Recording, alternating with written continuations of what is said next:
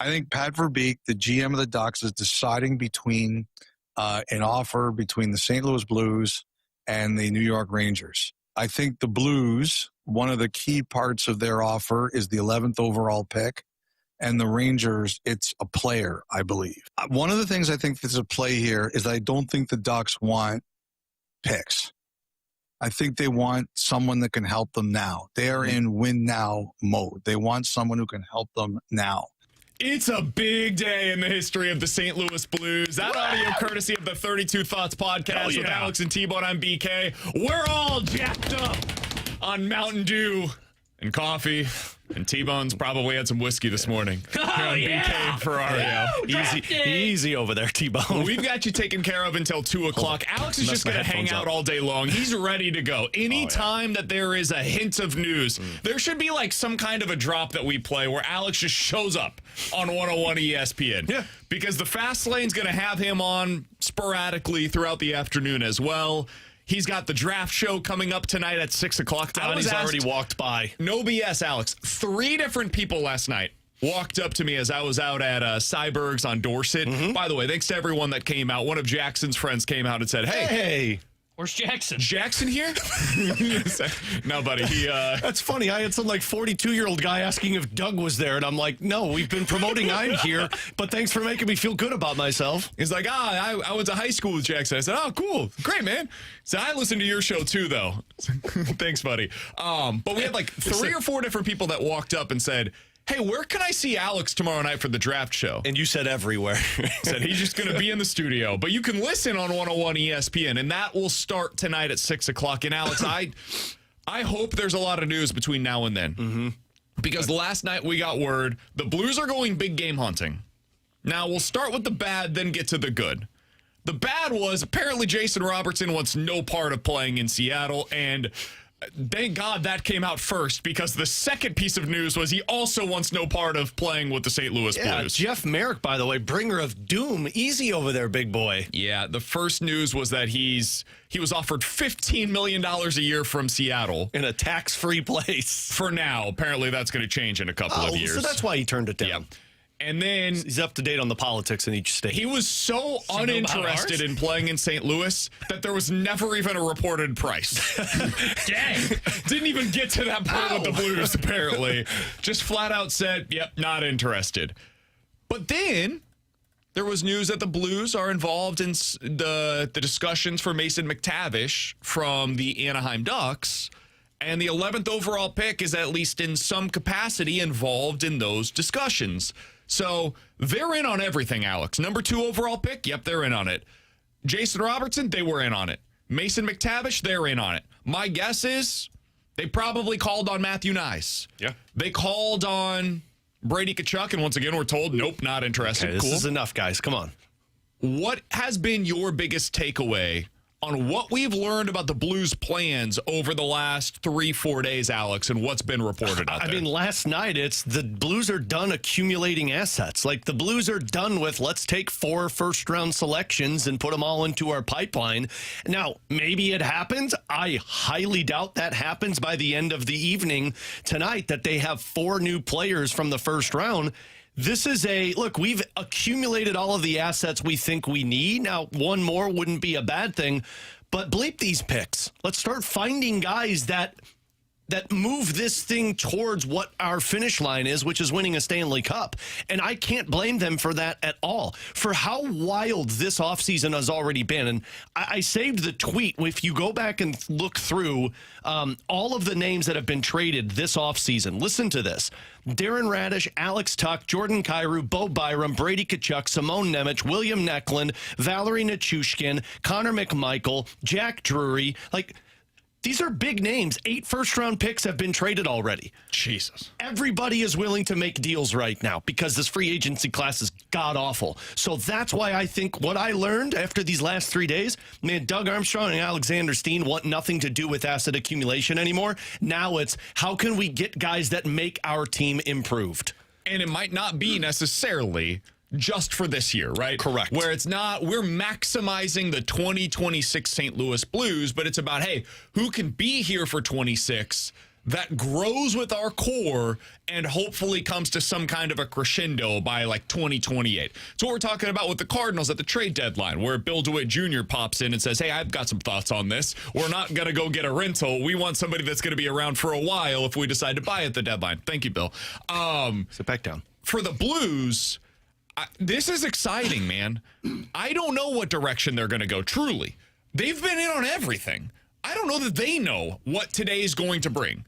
But if there's somebody that becomes available, I'm convinced that they're going to be in on it. If Werenski gets traded today, I don't think it will be to the Blues, but I think that we'll have checked in on it. Like if the Columbus Blue Jackets are invested in saying we're trading this for futures, whatever, like we got to get whatever we can, the Blues have the kind of package that could at least be interesting to them. You know, if they were willing to take, like that's where Alex, I think Juracek, you have at least the conversation about it. Yeah, if I'm getting Zach Werenski, I'm trading at any of my defensemen not named Philip Broberg in that trade package. Absolutely. You're at least willing to discuss it for that kind of a piece. 100%. So the Blues could do a little bit of anything today. Let's get into the McTavish side of things. It has been met by, I would say, a fair bit of skepticism or disappointment in some areas of Blues Twitterverse, Alex, that this is the guy they might be interested in trading the 11th overall pick for. Well, to be fair, I kind of steam-headed that. I get it. He's a former top 3 pick. He's 23 years old. He's signed for $7 million a year. By all accounts, he's terrible defensively. He's super slow and might be better served on the wing as opposed to at center. But he's super big. He's semi-physical. He's only 23 years old. If he figures it out, he's on a pretty team-friendly deal at $7 million per year, given the fact that legit high-level players are getting 14 or 15 now in the NHL. And he's consistently, at a minimum, produced 45-plus points. Like, if we're interested in Shane Wright, this guy's better than Shane Wright has been so far in the NHL. Where are you at on the possibility of acquiring Mason McTavish, Alex? Look, you also have to take into consideration they have now the assistant coach that was his head coach in Anaheim, who under Greg Cronin was Mason McTavish's best season as an NHLer. He had 22 goals, 52 points, and was an even when it came to plus-minus, which means he was better defensively. Which for him is good. Considering you were minus 15, 23, and 19, very good. Here's the thing about Mason McTavish. One, I don't think he's a center. I think they can use him as a center, but I think he's better served as a wing because he doesn't have playmaking ability. Yes, he's big, but he's slow, and I don't know how that meshes well in Jim Montgomery's system because the center is the most important person on the ice when it comes to the defensive play. You have all of the responsibilities, and if you're not responsible defensively, how can I trust you to be the second-line center? Now, is he a third-line center that can be a versatile wing? Sure, maybe. That's where the 11th overall pick gets a little steep for my blood. Like, I think the 11th overall pick, sure, he's a former third-round pick. Third overall. Third overall pick. But I always go back to if a guy that knows how to win hockey games, and Joel Quenneville says this guy can't help us win hockey games, what's going on here? Now, we have made the argument for Elias Pettersson of how a change of scenery can benefit him. So I am not going to discredit that, but the same with Mason McTavish. He's 23 years old. If you get this right, look at what some of the other third overall picks have done in the NHL. Leo Carlsson, for example, has been pretty damn good for the Anaheim Ducks. If you get it right and you think that this is a guy that you can mesh in the right direction, then I'm fine trading for him. It's a risk, like I think most risks are. The 11th overall pick for Mason McTavish is the part for me that I think it's a little too rich, but I don't think it's just McTavish for the 11th overall pick. Like, I think there's one of these younger defensemen involved, Zellweger or Mintyukov, who have been rumored to potentially be available.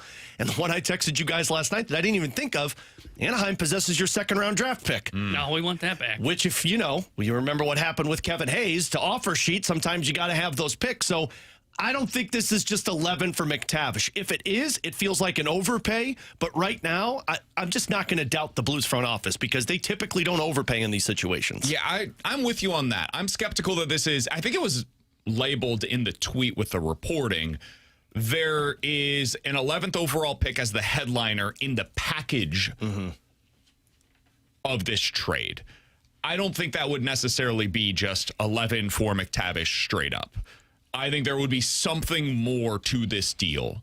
So I think that's an important disclaimer that goes along with this. So here's one that I was thinking of last night. Sure. Because we talked about the Jason Robertson front. What if you trade for Mason McTavish, and in the package, you're getting your second-round draft pick back, and then you offer sheet Pavel Dorofeyev from the Vegas Golden Knights? There you go.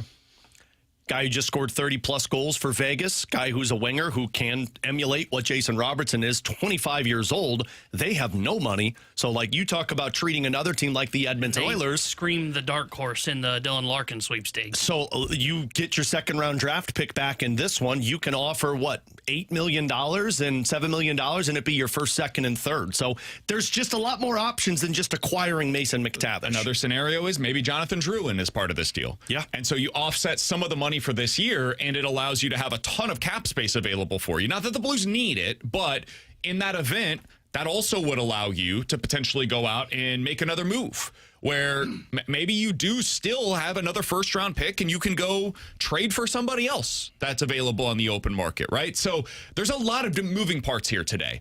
And this is what we've been talking about. It's why we've been bringing up so many of these names. I know some on the text line have criticized us for bringing up all these possibilities. This is why. Because the Blues are in on a little bit of everything, and they've got a lot of irons in the fire right now. I don't know that I love this specific option. It makes me super nervous to use this kind of an asset for that player who has not shown an ability to have a super high ceiling thus far. There are questions about his fit at the center position. There are questions about what he can be defensively. There are questions about just overall, what's the ceiling for this at $7 million per year? Are you just basically locking yourself into two versions of Jake Neighbors? And if so, is that a good thing for the Blues long term? Is that the right way to build? Those are all fair questions. I would say this, and I'm glad you brought up the Elias Pettersson thing, Alex. I think it is a similar kind of a risk for different reasons as Elias Pettersson. With Pettersson, you're betting on the upside that he once was able to get to. And you're hoping that with the change of scenery, he can revert back to that form. There are also questions, though, about how he fits in the locker room. And I know, T-Bone, that's something that you've had a lot of questions about. Fair. With McTavish, I don't think that stuff exists. But what you're hoping is that you're betting on the ascent. Where Pettersson, you're hoping to get back to what he was. McTavish, you're hoping to, bet on what's to come. You're betting on the future here. Similar to what the Blues did last year where they traded for Logan Mailloux. And I would say that is the comparison to what you said earlier, Alex, about him getting healthy scratched. Mailloux was also sent down to the AHL this season. And I think if the exact same situation arose where, let's say the Blues, in this hypothetical scenario, do not have Mailloux on their roster, but he plays for the, Columbus Blue Jackets. And he had the same season for the Blue Jackets that he just had for the Blues. And the Blues have an opening on the right side of their defense. You know who we would all be interested in the Blues going out there and acquiring? Logan Mailloux. And it's because you're betting on what's to come. So that would be my argument in favor of this kind of a player. I can't do it full-throated because, frankly, I'm not even sure I buy it. But that would be why I think they're interested in somebody like a Mason McTavish, because you're betting on what is 27, 28, 29 for him, every bit as much as you are what's going to be there for 2026. I'll just say this. If at some point between now and 2 o'clock today, or even beyond that when the fast lane's on the air, if they make a trade for Mason McTavish for the 11th overall pick, to me, there's still more to come. It's a to be continued conversation. I don't think they're done with just Mason McTavish, because if their option that they wanted was the second overall pick or Jason Robertson, as we mentioned at the Open, they're big game hunting. McTavish, although I do think there's an upside there that you're banking on, that's not big game hunting. It's McTavish plus. And once again, if it's 11, you got 3 more picks to work with, and I just don't believe the Blues want to make picks right now. I think they want players. I think they're overhauling this top 9. I think that's the biggest thing they're telling us with their actions thus far is our top 9 wasn't good enough and it wasn't the right mix. Yeah. And we've got to do some things to change the look and the feel of it. And this is one of many potential options to be able to do that. Alongside Alex and T-Bone, I'm BK. It's 11:16. Your time check brought to you by Clarkson Jewelers, an officially licensed Rolex jeweler. In 15 minutes, we'll talk a little Cardinals with Brad Thompson, Cardinals analyst who joins us here on the show. But coming up next, What do the Blues need to do in order to become more of a destination? It sounds as though now Brady Tkachuk said no to his hometown, and Jason Robertson said no to a place where he could potentially come in and slot in as a top-line winger. So what do they need to do to change that? We'll talk about that next year on 101 ESPN.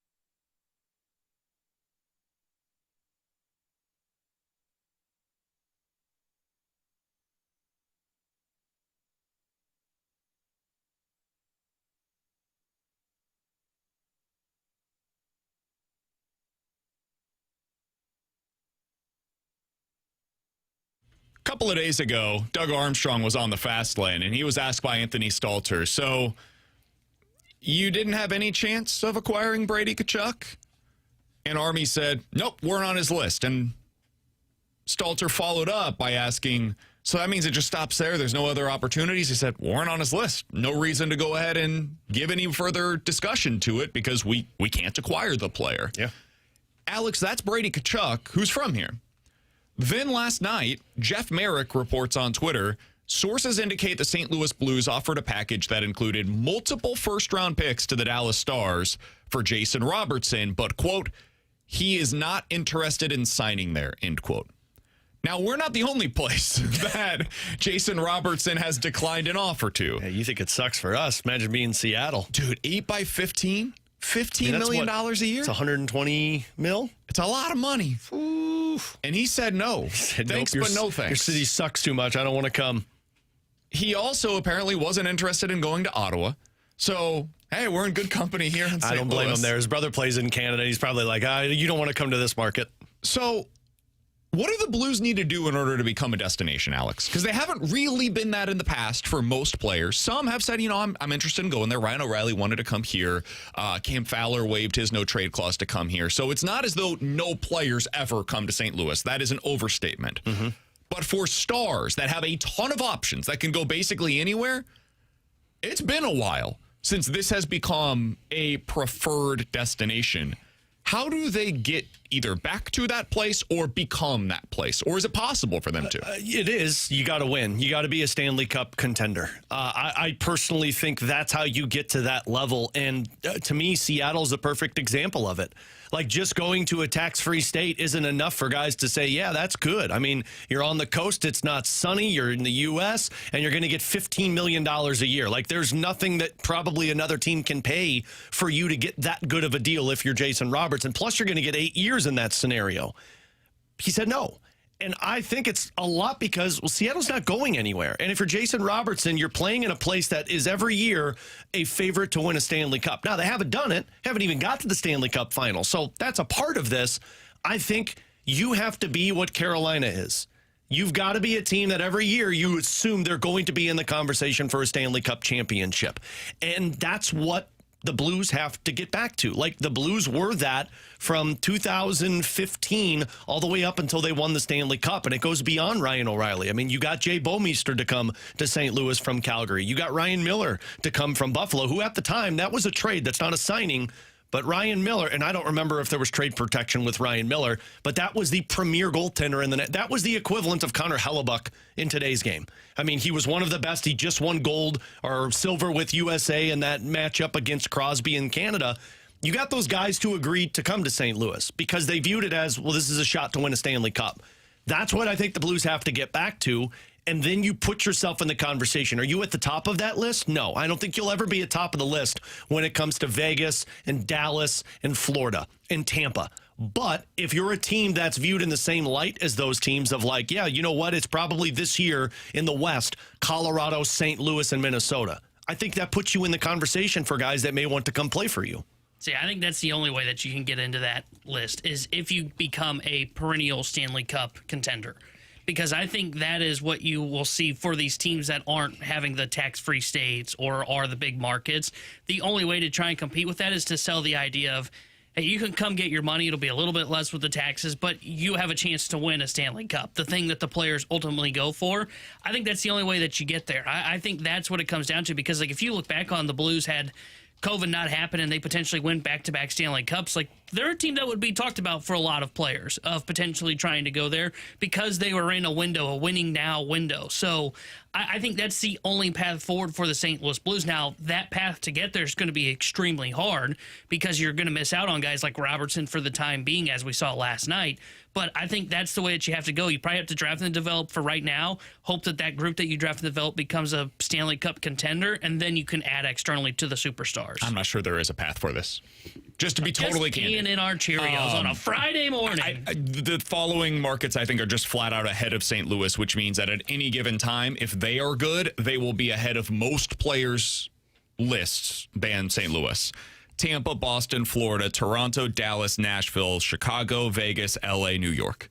Like, all of those markets, for a wide variety of reasons, whether people want to hear this or not, are probably on most players' lists over coming to play to St. Louis. Now, if the Blues are amazing, like T-Bone just said, that helps. That puts you higher on these lists. Maybe it gets you into the conversation the way that for Brady Tkachuk, Carolina was like an honorary member of his list, right? He was never going to Carolina. Let's be real. He was going to play in Florida with his brother where there's a beach and no state income taxes.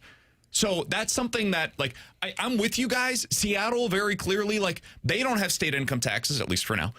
And they were told flat out no by Jason Robertson. So that is not the only thing that plays into this. But if they were really good and had no state income taxes, maybe that helps them as a team. But maybe players just don't want to go to Seattle for whatever reason. Maybe they don't like the rain. I don't know. When you have Florida, where there's no state income taxes, it's warm weather all year long, and you're playing for a contender, well, that speaks highly. Dallas is the same thing, right? Nashville's potentially the same thing.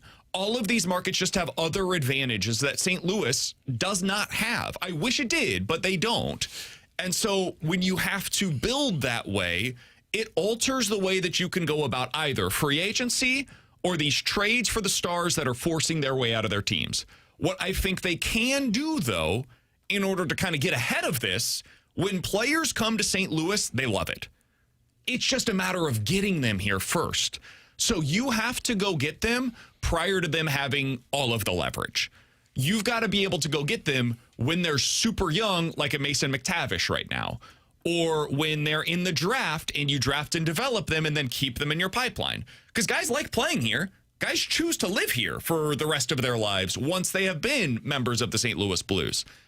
It's about finding ways to get them before they become Jason Robertson, 40-goal scorer who can basically name his team, or before they become Brady Tkachuk, 30-plus goal scorer who becomes a gold medalist with Team USA. That's what you've got to do. You got to bet on the front end prior to them having all of these different options. Yeah, I mean, you have to acquire this player in a trade. I don't think free agency benefits you unless you are like the clear-cut Stanley Cup favorite. Well, let's be honest, they're probably not getting to free agency, these players. No, they don't get to free agency anymore, not until they're 30 years old like Alex Tuck, and at that point, where do you want to go with that? Do you want to sign that player? So, I mean, I think winning, and then I think you have to trade for them. Like, you have to acquire them, and I truly believe, like, if the Blues are positioned like the Minnesota Wild, I think Robertson accepts that deal last night. Because I think that's where you're like, yeah, I could see myself winning there for the next 7 years because they've got the roster in place. I think a lot of this was just you look at the roster and what the Blues did last night. I don't want to go play for a team that's not going anywhere, especially if you're Jason Robertson. Like, the team for me I always bring up are the Detroit Red Wings. Everybody wanted to play for the Detroit Red Wings. It's an original six team. It's a team that every single year you know you're going to compete for a Stanley Cup. You're playing with Hall of Famers. You know you're in a great ownership. What area are you talking about? I mean, I don't know where it is. Like Detroit? Era. Oh, what era? I mean, or like early 2000s. Oh, I thought you meant area, and I'm like, I'm pretty sure that's Detroit. I mean, that goes back to as soon as the 2008, 2009, 2010. The reason that I bring that up is because most of that was pre-salary cap, where they could pay the most money for guys. But they weren't paying the most money for those guys. Like, they were getting them for a lot of them, though, they were. You go back and look at the payrolls for those teams. I mean, they were spending crazy amounts of money. They were getting other guys, too, that wanted to just come win Stanley Cups. And I do think that plays a part in this. Because they had all of these other players that were already on the roster that were superstars that were paid at such a high level. Yeah, well, but that doesn't exist anymore. Like, you can't just... Well, it might start existing with the salary cap moving north and or continuing to move up. But everybody can pay that. Yeah. Whereas then it was only Detroit can pay that amount of money because their owner was that committed to winning. There were teams that had more, like there were teams that were positioned like Seattle at the time in the league that could spend top dollars for them. But I think players said, well, I can go win a cup and still make a decent amount of money. And that's like nobody wants to play in Detroit right now. Because look where they're headed. Well, I'd say the best example of this for more of the modern time is I don't hear many people clamoring right now to go to New York. I mean, you mentioned that market because I agree with you. If the Rangers were winning, I think they would be up near the top of that list. Yeah. They're rebuilding, and I haven't heard them on any list. This is why I think it's so hard for St. Louis to get at the top of those lists is because, yes, New York, we can point out, right now is not on those lists. But Florida is, and Vegas is. And what's going to happen is you'll have a cyclical nature where eventually Chicago gets back up to the top of these lists. New York gets back up to the top of these lists. Maybe Toronto becomes one of those teams that becomes a destination again. And so you just always have 2, 3, 4 different teams that either have the beach or top 3 market in America, or Toronto, the mecca of the hockey world, or hometown destinations for guys, or no state income taxes, or hey, I can go win a championship here. Like, for whatever different reason, you can go to any of these different teams, and they're already higher on the pecking order for guys than St. Louis is. And so you're just always battling uphill to be able to be at the top of these lists for players. And I think it's going to be really hard for the Blues to change that. The one way that you can is by getting them in here before they get that leverage, before they get to a place where they truly get to choose their destination, like Jason Robertson, like Dylan Larkin, like Brady Tkachuk. If you get it at the front end, the way that honestly, like Walt Jocketty used to do this for the Cardinals, if you get them early on before they have that leverage, and then you're able to show them, hey, St. Louis is a great place, you can get them to sign long-term the way that you did with Dylan Holloway or Philip Broberg or Robert Thomas or Jordan Kyrou, all these other guys that decided, I really love it here. I would like to stay here for the majority or the entirety of my career. You just got to get them here early. Mm-hmm. And I think that's ultimately going to be the way that they have to operate. Alongside Alex and T-Bone, I'm BK. Brad Thompson joins us next here on 101 ESPN.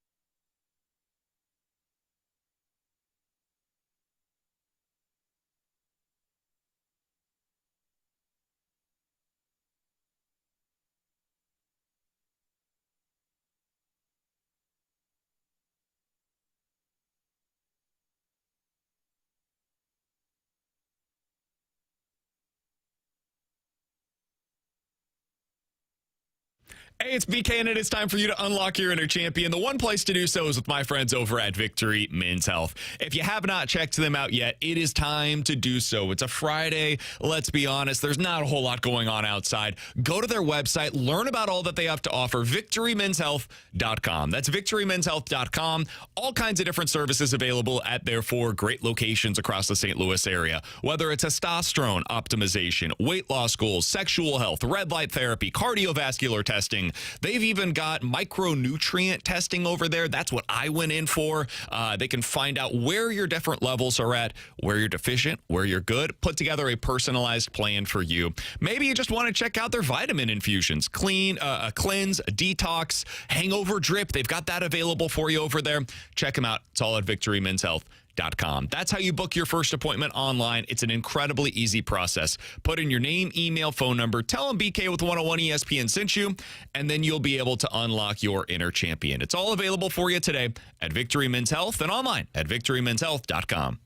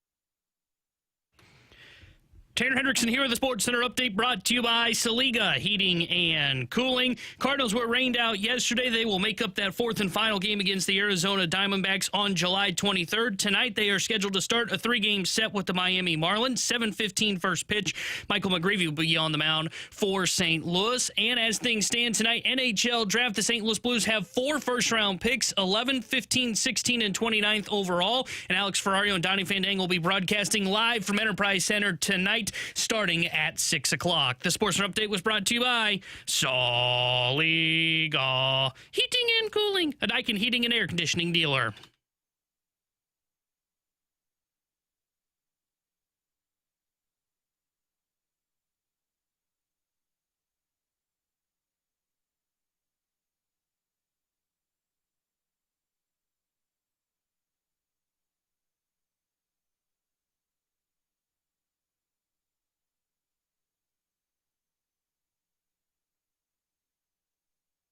Alongside Alex and T1 on BK, happy to go out to the Kiley and Thompson hotline to talk about the St. Louis Cardinals with our friend, Cardinals analyst for Cardinals TV. He's Brad Thompson, joining us as he does each and every Friday here on BK and Ferrario. BT, what's good, man?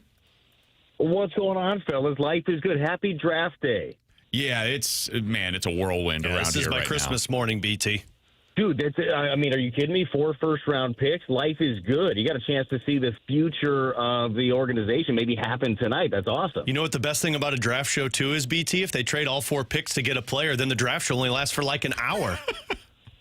Dude, it could end up being a win-win. Like, seriously, that is the most fun part. And like you guys know this, you've been doing this industry, doing radio for a long time.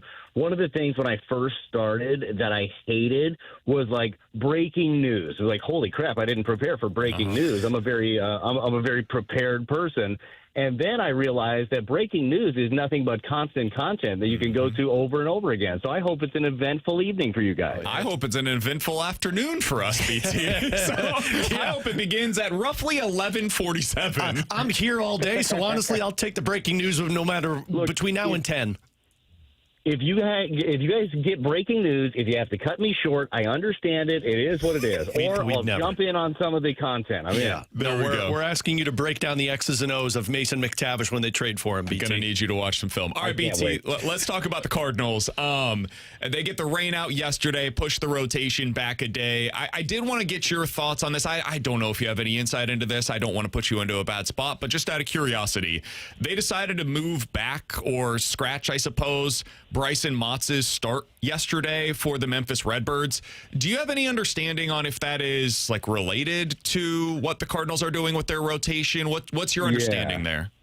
Yeah, look, I don't have any insight on that, but here just thinking through it right now, like just on the fly, my thought would be there's concern about today's game because it's supposed to rain all day and potential doubleheader tomorrow. That would be my thought. Is a 27 man having that guy available. So off the top of my head, that's what I would be thinking there, but I have no confirmation on that. No worries. I wasn't sure if that was related to Libby or if it was a situation, like you said, where it's a 27th man. I would be very, I can't say definitively, but I am very confident that it has zero relationship to Matthew Liberatore. Let's go there next. What do you make of Matthew Liberatore's struggles? And this is now about a calendar year, BT, of, unfortunately, a bottom 5 ERA in Major League Baseball. Well, it is, and it's not, right? Because you look at a guy that last year was given his first real opportunity as a member of a rotation, and you learn a lot through that. First of all, you build up. You get more innings than you've ever had in your career, more starts than you've ever had in your career, and you're learning at the highest level. And we saw an incredible start last year from Libby. We saw some down times, and we saw it level off. It really rode a bit of a roller coaster for him in 2025. And now this year, same thing. We've seen some good things, but the last stretch for Libby has not been good. I think the biggest thing that they look at with Matthew Liberatore as we continue to look at this year as a stepping stone towards the future is they still look at him as a future piece in this rotation, and they want to continue to give him room to grow. I've used this example a couple of different times, but I believe it to be a very good one. Like last year, you look at the overall numbers for Andre Palante, they were not good. Outside of innings and starts, like he took the ball every fifth day, the numbers were not good. but he took those struggles. He was able to take it into this off season, make some adjustments, build in confidence, and you're seeing the results this year. He's been a very reliable starter for you when I believe that many thought coming into the season that wouldn't be the case.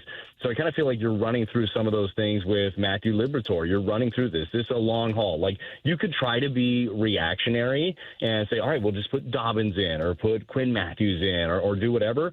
And I understand that thought process. I do. But I think that they're looking more long-term. Not to say that Quinn Matthews won't be a part of things this year. And certainly we've already seen Hunter Dobbins. I like what we've seen. And there are some other guys knocking at the door. I'd love to see another opportunity for Brycen Mautz.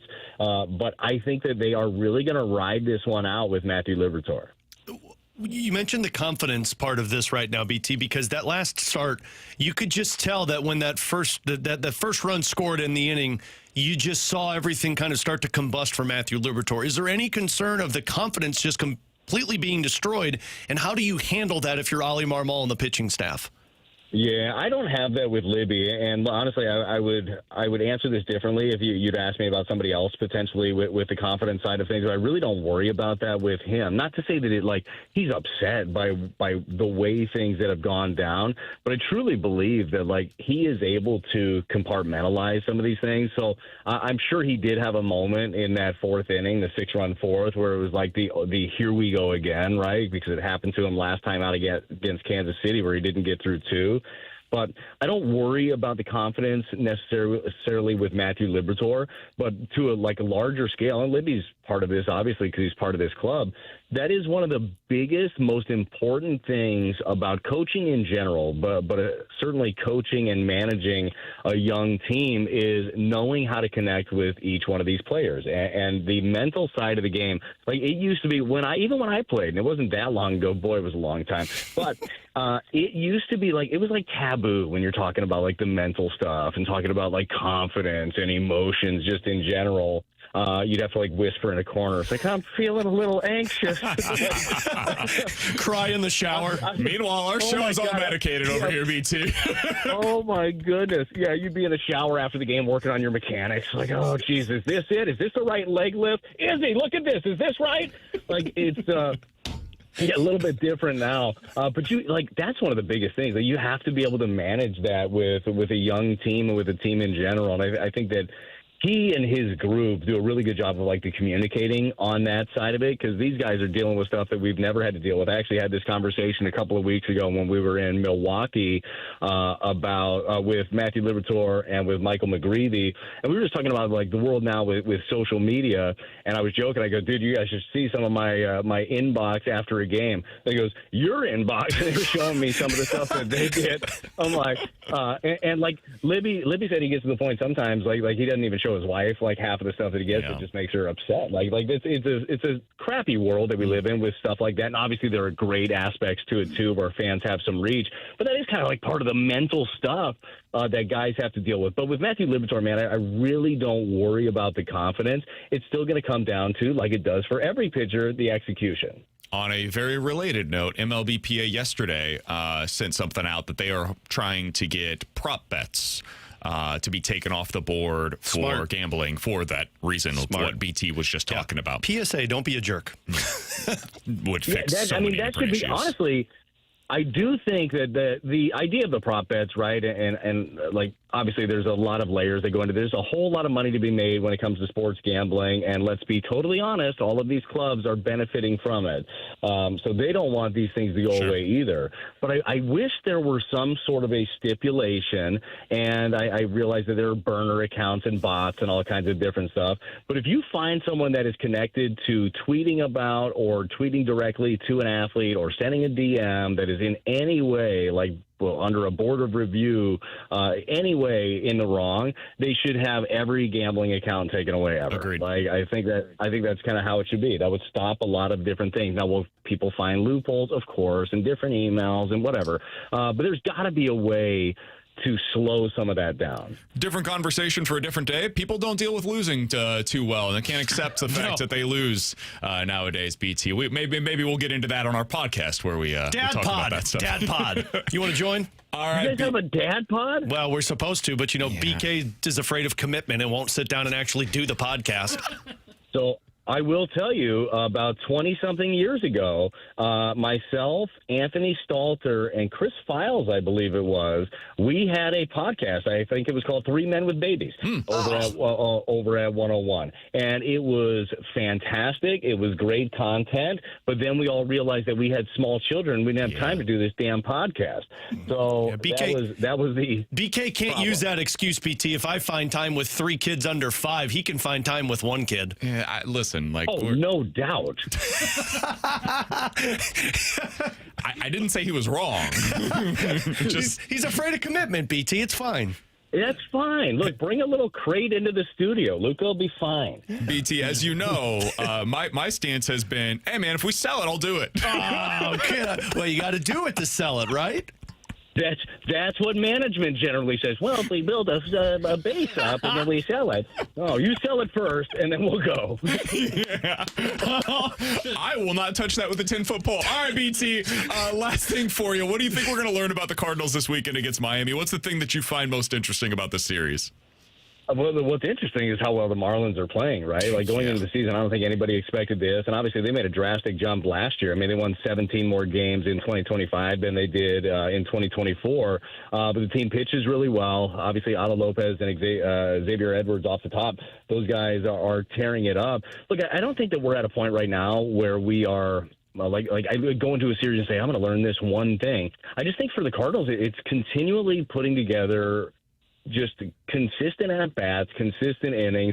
One of the biggest things that obviously they need to stay away from that has bit them as of late, we just talked about it with Libby, the big inning. The big inning happened to McGreevy last time out against the Royals also.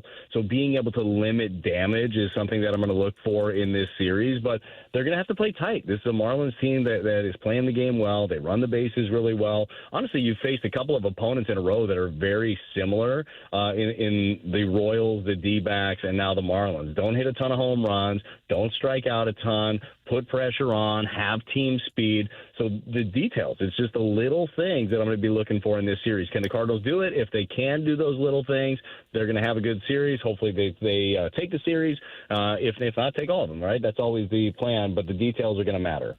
Miami top 12 in Major League Baseball in slugging percentage this month. They've got a lineup that's a lot better. They don't have a lot of names, but this month is nuts for them. It's crazy. They've got a lot of really good players inside of the lineup that most fans, including myself, frankly, have never heard of. So they're doing a hell of a job. Look, their starter tonight, Max Meyer, pack a lunch. The guy's having an unreal year. Looking for Cardinals looking to give him his first loss of the season. 8-0. He's got like a 2.80 ERA. He's been awesome. So it's going to be a test. BT, enjoy this weekend watching the Cards, man. We will look forward to talking with you again next Friday. Sounds good. You guys enjoy draft day, and I hope it's all kinds of chaos for you guys today. Thanks, we do BT. As well. BT, appreciate you. All right, see you guys. Brad Thompson, Cardinals analyst for Cardinals TV, joining us as he does each and every Friday here on BK and Ferrario. Dad pod. This jerk over here won't do great content. All the stories we share with each other off air about our kids and the life we live. Listen, man, I'll say this. You sell it, I'll do it. If and when we get pregnant again, I'll look into it. You and I aren't. I should have clarified. We can't do that. When I weird when you guys made eye contact there. I was going to say, why'd you wink when you said it too? When I said we, you looked at me when you said we. I meant I just want to do a podcast, and my wife. man. I just want to do a podcast, man. Are you thinking about doing a live podcast when you guys go through all that? What do you when you're giving birth to baby number 2, we'll have the live podcast in the hospital room. I don't think so, man. No, it was just a lot down. We're trying to record a pod. Hey, stop screaming! It was just a lot of me complaining about my back hurts. Been sleeping on this couch my for sleeping 6 situation. hours. Listen, man, we were in the hospital for 3 days for labor. That's a lot of sleeping on a couch. You had a lot of problems for you, didn't you? Hey, man, she slept great. She had the whatchamacallit thing in her back. Why am I blushing? A hospital mat? No. What? No. A mattress? Sorry, man. She had one of those. That's funny because in our third kid, Katie had the baby and she told me to go home to take care of our other 2. And I'm like, sweet, I'll see you in 6. So it'll be fun the second time around for you, man. See, Dad Pod, episode number 101. I was talking about the epidural. So her legs were like, you should have asked if they would have given you one then. I would have used it. Oh, I wouldn't have. Did you watch that go in? Dude, Yeah, the spinal tap, basically. That needle was this big. She pulled it out of the mat or the like hospital push tray or whatever. She took it up, and Katie was so scared. And I told her, "Don't look over at me," because my eyes were, I was my also God. quite surprised when I saw how they break your water. Whoa! Oh, that's how they do that, eh? You didn't think that was how they did it? How'd you think? It's like popping a water balloon. T-Bone, how do you think they break the water? I was reading a tweet from We got breaking news? Pierre LeBrun basically doing his classic tweet that Teams feels are like interested. information that we didn't need a tweet for. This could have been an email. Blues and Ducks and Rangers still talking on McTavish, essentially. He had to sleep. It's everything that we know. Pat Verbeek had to sleep on it. Somebody on the text line said, "I'm with BK. Those hospital beds are so comfortable. Dads have it the hardest." Oh, shut up. That's what I'm saying, man. You put a bowling ball in your stomach for 9 months. I felt awful watching them have to try Yeah, I mean, the sleep. 9 months is rough, but the 3 nights that I was in the hospital, Should have went home, man. Should have went home. I don't think that would have gone over well. No, you got to But tone it. complaining about my You sleep got a tone situation issue, didn't though. go I've got over a well. I feeling- can't imagine what it would have I've been got a like. feeling you bringing up your complaints still, 2 years later, still not going to go over you've well. got Almost 3, about a week away. You've got a tone problem. You could have looked at her and said, "Look, you've got it easy, baby. You got an epidural. I don't have an epidural." That's what I tried to tell her. She didn't take too kindly to that. Ask probably us why you only anything have one coming up kid. next.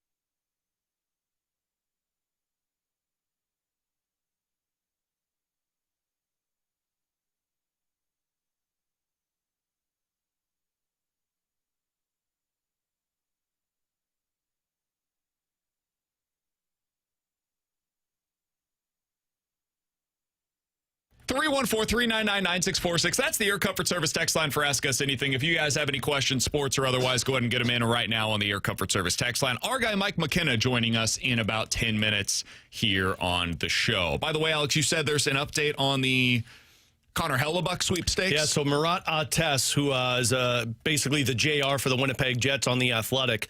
Buffalo apparently asked for Connor Hellebuck, and the offer from Buffalo was the 4th overall pick, an NHL player, and a prospect.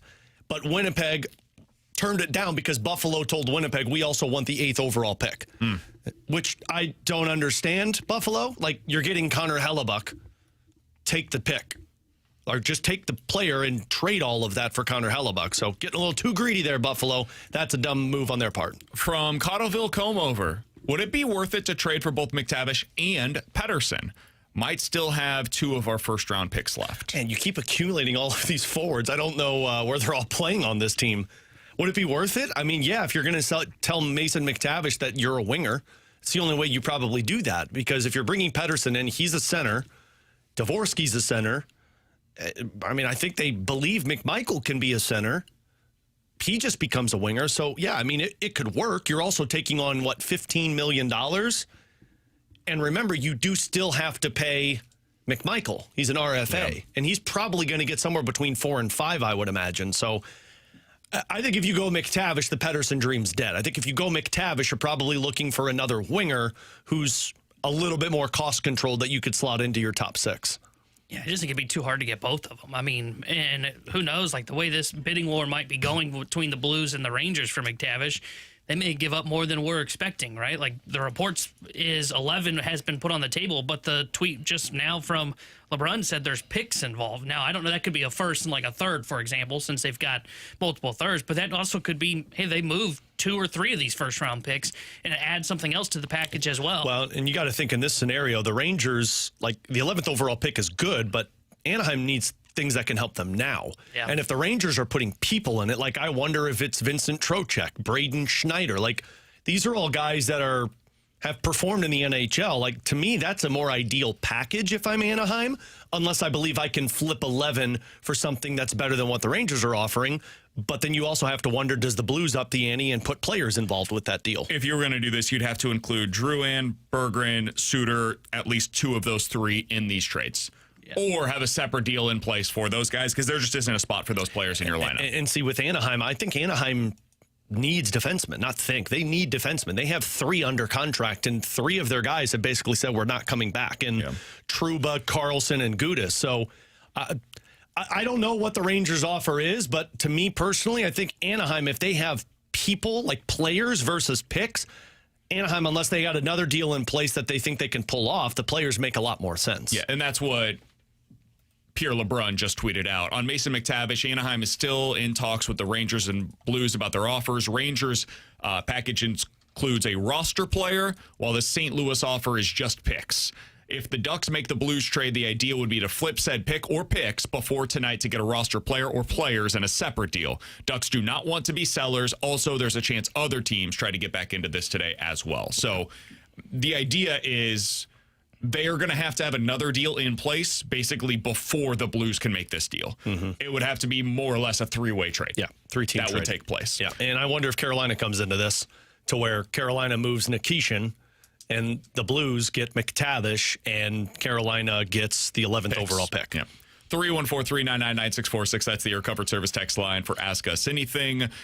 From the 314, guys, it seems as though the Blues have 6 or more players that would ideally play third line for a contender, but no ideal second liners. How many second line players on the Blues opening night do you think are currently on the roster? I think you have 2. I think McMichael is a quality second line player. Yeah. I mean, he was a second line. Who's your second? Buchnevich.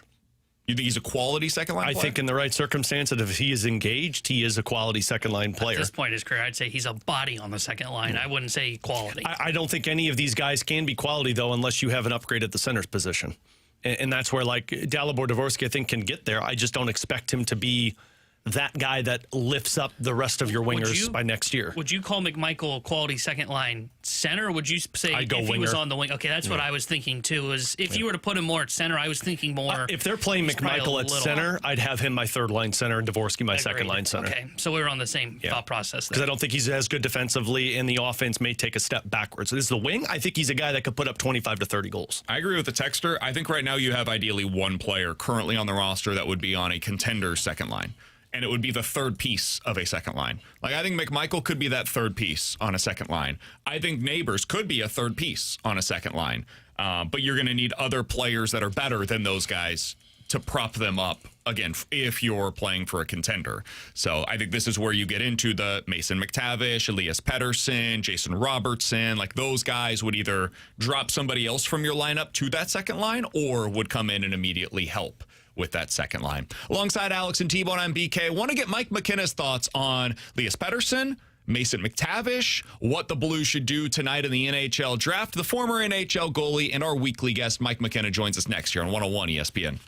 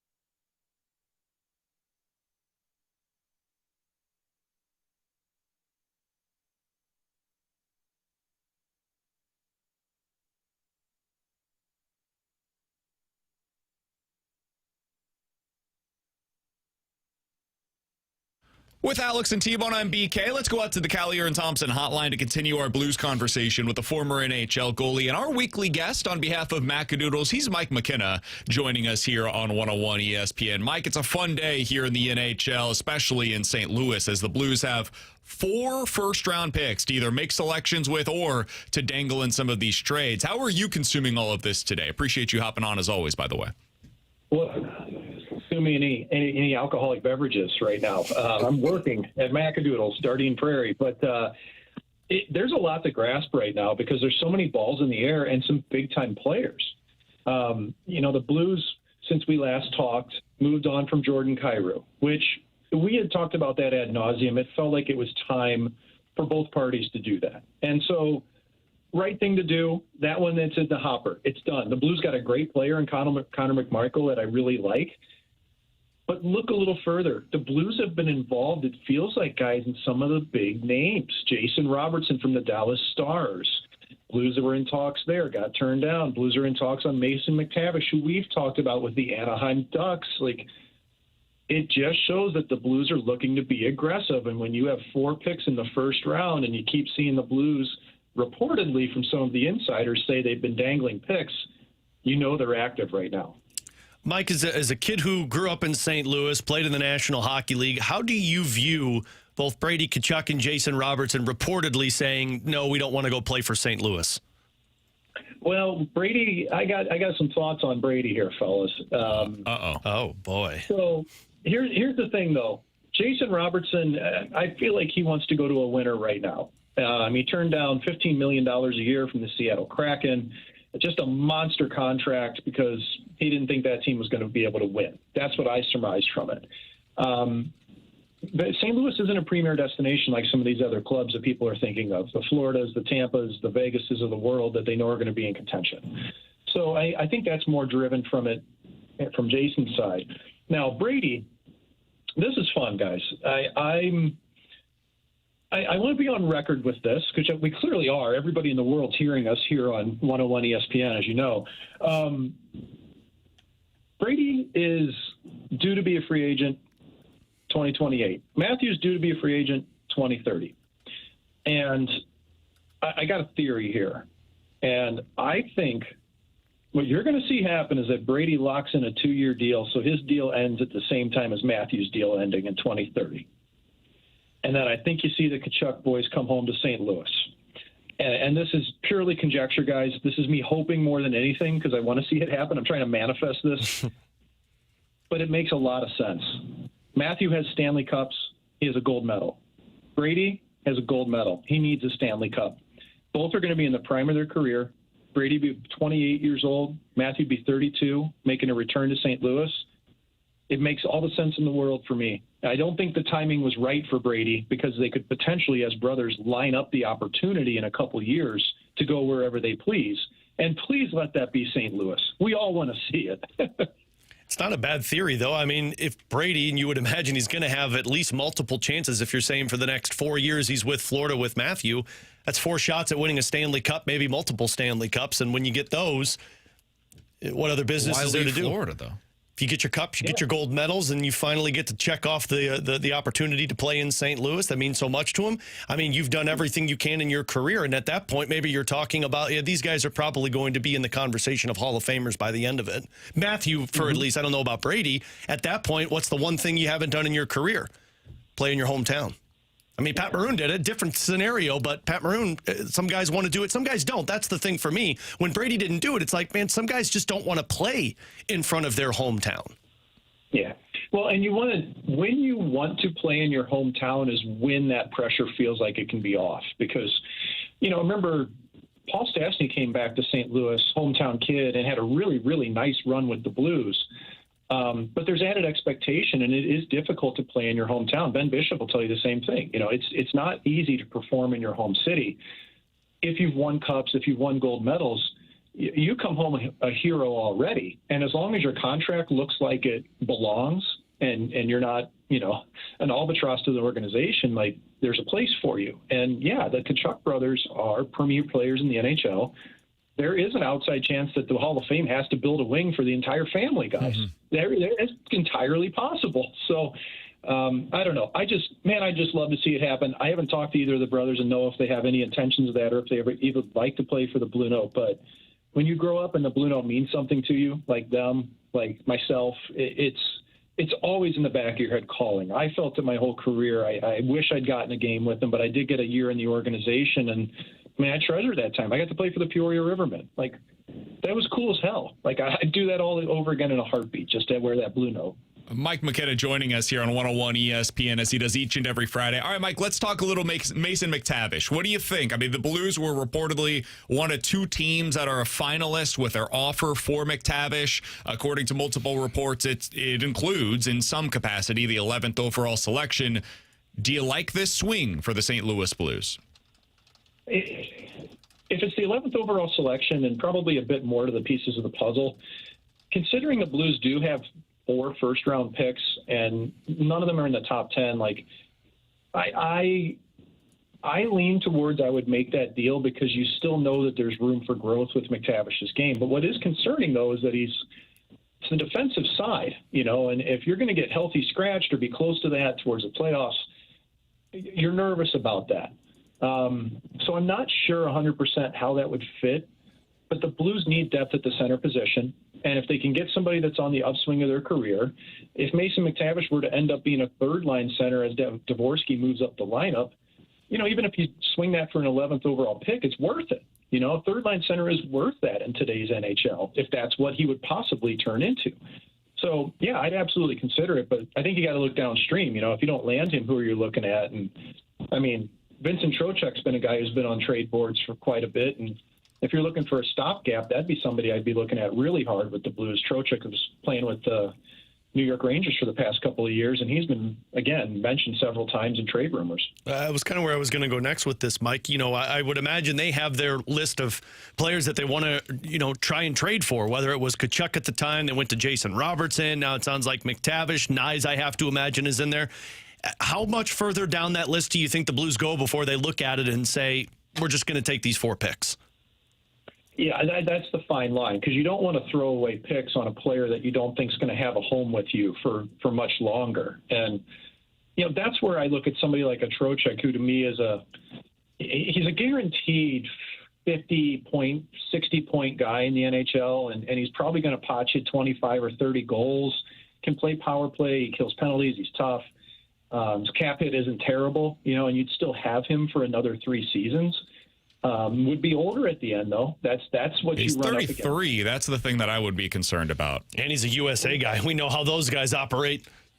Yeah. But that's kind of my thought, too, though, is that if you cannot get youth as the Blues, a McTavish or somebody else, or even Elias Pettersson, right? I still wouldn't discount that if a trade could be made. You got to look for somebody to fill that gap. I think they do need to go down the depth chart and find it. I think it would take an awful lot for the Blues to completely pass on upgrading their team at the center ice position, and I'd be very surprised if it didn't include one of those 4 top draft picks. We're talking to Mike McKenna here on 101 ESPN. Mike, earlier this week, they make the trade that included Jordan Kyrou. I wanted to get your thoughts on that. A, him being out, and B, the return that they were able to ultimately get for him. A player, a pick, and a prospect like everybody had speculated on for a really long time. What'd you think about the deal? I loved it. I really did. And I loved it for Jordan Kyrou. He's not going to a team that sucks. He's not going to a team that's a castaway. He's not being, traded to the Arizona Coyotes of 2015. Like, Capitals are a good club.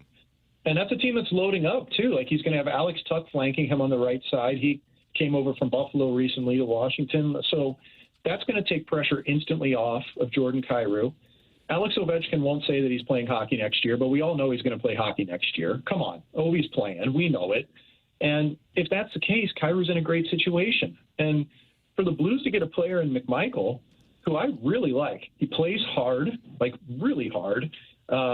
He's a guy that's going to be able to not just get in and forecheck, but also put points up. Like, we haven't really seen his ceiling yet. If you're getting 45, 55 points out of this player, guys, that's pretty close to what Kyrou did for the Blues last season. So, and for the Blues to get some picks out of it, this is a great trade for both parties on it. And I do think about Kyrou, and like, this was a tough situation for him. It was time to go. But, man, I tell you what, everybody I've talked to that had interactions with him, kids and families in the last several years, he was so good with that. And I hope people don't lose sight of that in St. Louis. I know I was trying on the ice at times, but this is a guy who did care, and he gave a lot for the organization. All of our interactions behind the scenes were relatively positive with Kyrou as well. He especially, those media day things, guys don't love him. It's a really long day. They do a bunch of stuff that, frankly, they don't really want to do. And he was always gracious with his time with us, and we certainly appreciated that from him. All right, Mike, what can people expect when they walk through the doors over at Macadoodles today and this weekend? Well, you just come see us north of the Page extension at Bryan and Feisey Roads.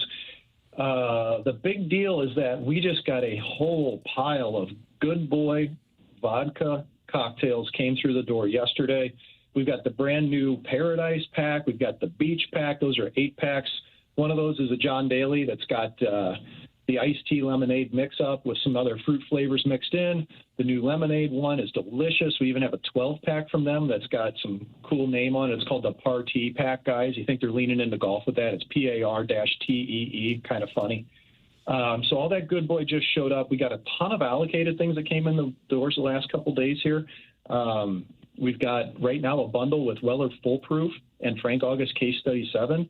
I've got one of those left on the shelf today. Tomorrow we got 3 more of those that are going to hit for $189. So you're getting those for less than MSRP on both of it combined together. So ton of brand new whiskey, ton of brand new canned cocktails, and we got some great white wine summer out on the tasting bar right now for people to try here at Macadoodles. Mike, appreciate the time as always, man. Looking forward to tonight. Enjoy all of this as a spectator. We'll talk with you again soon. Sounds good.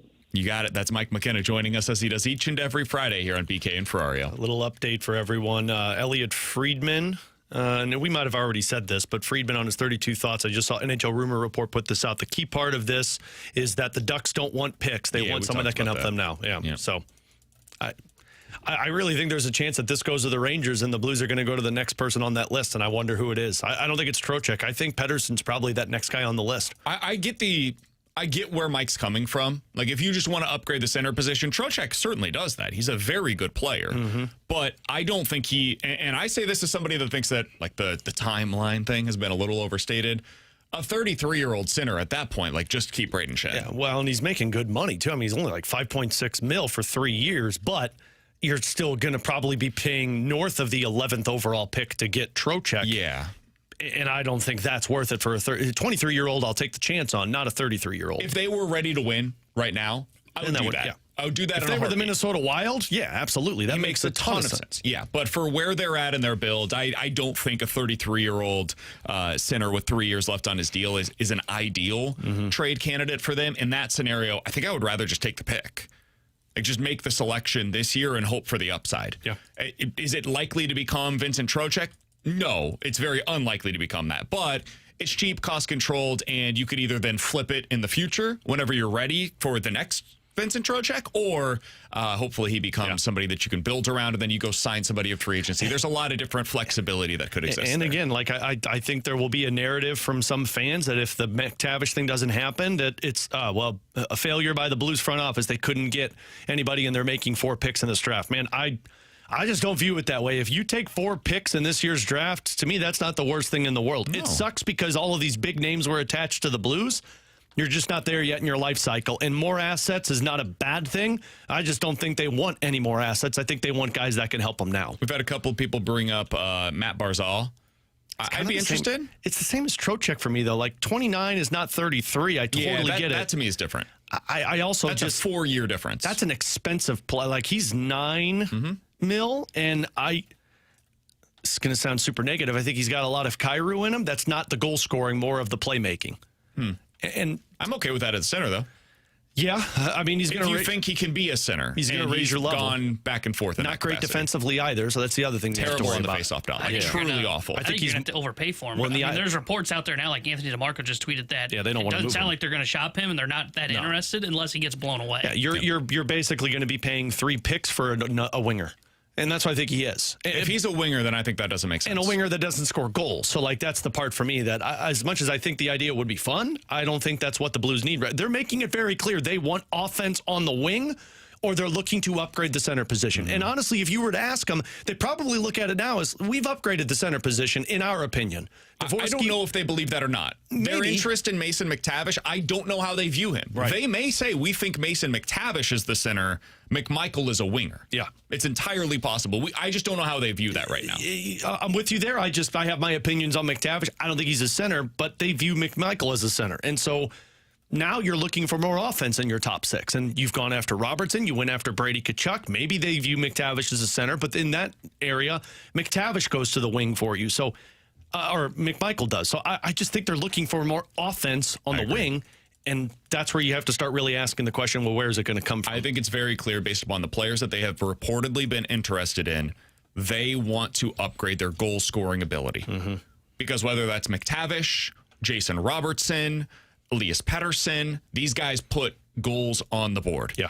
And that is, I would say, their number one priority right now. I know that sounds maybe simplistic, but I think that's what they're doing is they're searching for where can we get that goal production from? Yeah. Who can add that to our offense? Because they lacked it severely last year. And if you can help on the power play, that's another added benefit. Yeah. Also, JR saying that he is under the belief that Binnington will be on the Blues to start the season. Wow.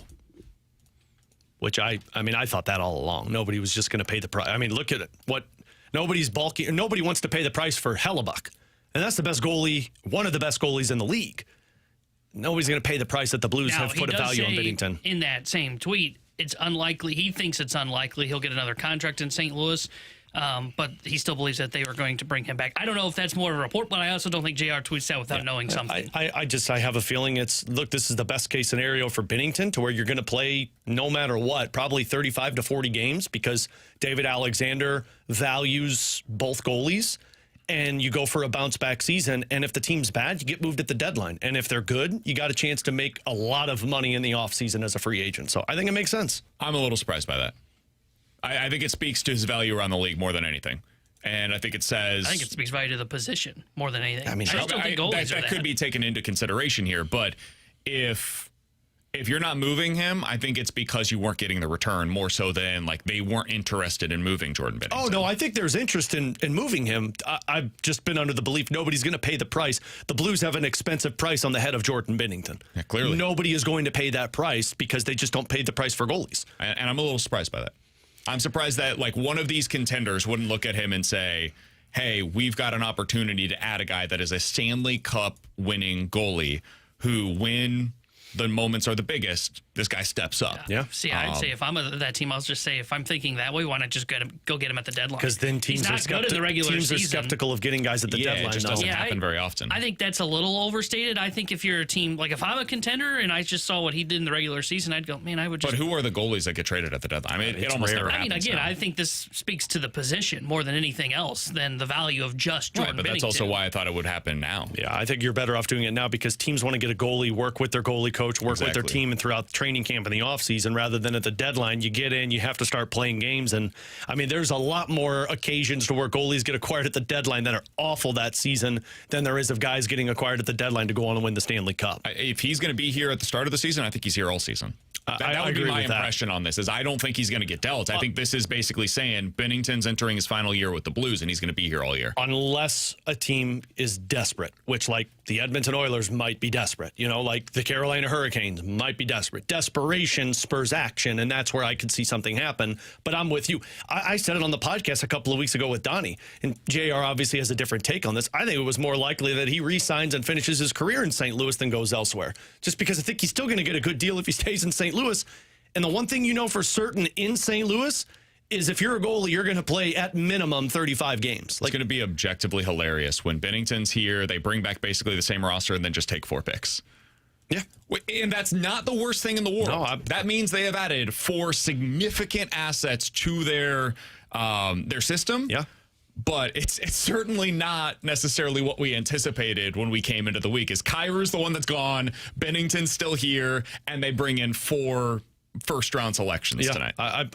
My gut, and this is tinfoil theory, my gut is if McTavish doesn't happen, they're going to go to Pettersson and check on that. And if Pettersson doesn't happen, then I think you're selecting 4 picks in tonight's draft. Are you rooting for Pettersson or McTavish? I'm rooting for Pettersson. Same. T-Bone? I'm rooting for McTavish. Okay. I'd be more willing to take the risk on him. Chris Kerber, voice of the Blues, joins us in about 10 minutes. Coming up next, why did the Cardinals decide to scratch Brycen Mautz from his start yesterday? We'll get into that next here on 101 ESPN.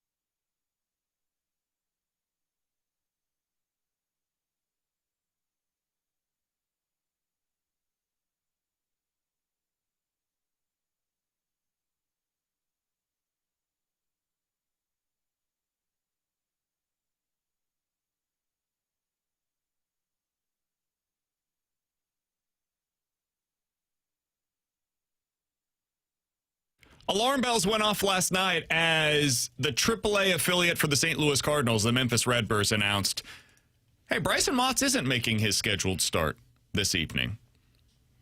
Okay, well, why would they do that? Alongside Alex and T-Bone on BK, it was announced that Brycen Mautz is healthy, but he was not going to start yesterday, Alex. And that brings up the question, is he getting called up to the major leagues? That would be the obvious reason as to why they would make this move. So, for me, my first thought, and this is because I'm frustrated with the Liberatore experience, was, okay, maybe they're making the move. They did this with Gorman, where we all said, we're done. I'm finished. We can't do this any longer. And we went into the weekend and said, well, they're clearly not going to make the move. But we wish they would. And then guess what? Later on that afternoon, Blaze Jordan announced as a call-up, Nolan Gorman optioned down to AAA. We all got frustrated with the Pedro Baez experience. A lot of people were excited about what they had with Jimmy Crooks. And guess what? They made the call. And we were surprised by it at the time. And they decided to go with Pedro Baez as their third catcher instead of the second guy. The same thing very well may be true here, where we all are suddenly surprised by them making the change in the rotation that we've been calling for. I do think there's another alternative here, though. Last night, they obviously have the postponement with that game against the Arizona Diamondbacks. There was not a guarantee, though, that that would take place. It was possible they could get that game in, clearly. Otherwise, they would have tried other ways of getting in the game. So maybe what they're doing here, Alex, is, hey, we thought maybe we would play a game yesterday, and even if we didn't play the game yesterday, there's a chance tomorrow of some kind of a doubleheader. And in that event, we want Brycen Mautz to be available because we have no other viable alternatives on the 40-man roster to be the 27th man for us. Because Hunter Dobbins just started, Richard Fitz is hurt, Cooper Jerpy is hurt, TK Roby is hurt. The only other pitcher currently on the 40-man roster that would be available this weekend to them to pitch would be Tink Hence. And I don't think they're ready to make that call. So it's possible this is one of those 40-man situations where they don't want to DFA anybody to call up Luis Gastelum or Quinn Matthews. And so they push back Brycen Mautz's start to make sure he's available in the event of a doubleheader this weekend. I think that is probably the most likely scenario here. Are you holding out hope, though, that this could be about taking Liberatore's spot in the rotation? You know, a part of me yesterday when the news broke and you guys were texting back and forth was like, yeah, you know what, I could see it because it's just the MO of the Cards, but BT kind of killed that hope. And I mean, BT has the conversations with that BT guy, always the staff. I know. I think they're like, look, regardless of how you feel about Matthew Liberatore, he's in our rotation. He's a part of this development process that we're doing. And if he hits bumps in the roads, we're going to deal with it. So you laying out the Brycen Mautz situation makes a lot more sense because you know it's raining in the next couple of days in St. Louis. You know you're going to have some type of doubleheader. At least it's potentially there. And so you push it back and say, look, we're going to need this guy. I like the fact that we're not DFAing anybody, and it's a win-win in their mind because now you get to see a little bit of what Brycen Mautz look like. And guess what? If Mautz is really good, well, then you send him back down. And if Liberatore continues to struggle and Mautz, well, we saw him as you get closer to the deadline, then you get closer to, I think, them actually coming down with some resolution. So your scenario makes a lot more sense after speaking to BT. I think they ride this out with Libby until the trade deadline. Yeah, I originally thought it was going to be to take Liberatore's spot because they have been proactive with the roster. But yeah, more thinking about it, hearing BT talk, it screams it's for the case of a doubleheader potentially tomorrow if tonight's game ends up getting rained out, because you're right, there's nobody on the 40-man, and it wouldn't make sense, especially if you don't think Tink is ready, which I think is probably the right call at this point still. It wouldn't make any sense to select Gastelum on the 40-man roster, make a move with that just to have him come up in the spot of a doubleheader. And you could kind of manipulate the roster to where, like, you could send down Graceffo, for example, and then recall him for the rain delay game, but I don't think they're at that spot yet with Gastelum or the bullpen. So, yeah, I think this is just let's get some bulk innings in this bullpen for the case of a doubleheader tomorrow. And I do think, though, that, like, I'm not willing to say that they're going to ride out Liberatore still up until the trade deadline. I do think his leash is getting a little bit shorter, and especially if Mautz were to come up and give you, say, I don't know, 3 or 4 innings on a doubleheader potentially tomorrow, and if he shoves for 3 innings against the Marlins offense that, as you had said earlier, has been playing very well this month, I could see where that could entice the coaching staff to where they say, hey, another bad start or two from Libby, maybe we do decide to try and make that kind of a change. Yeah, I'm hopeful that they make another surprising move and announce later on this afternoon, hey, we're calling up Brycen Mautz. We are DFAing Justin Brule, right? And Mautz is going to be available for us coming out of the pen over the next couple of days. But if he does not get an opportunity, he will eventually become a starter for us, similar to what they did with Hunter Dobbins, where they went to the six-man rotation for a brief period, and he also got some experience coming out of the bullpen as well. I'm hopeful. I don't think it's particularly likely, though. I think the best case, or the likely scenario here, is they're just waiting to see if they have to play a game tonight. And if they do, my guess is that you will not see him get the call up, and he'll just start either tonight or tomorrow for Memphis.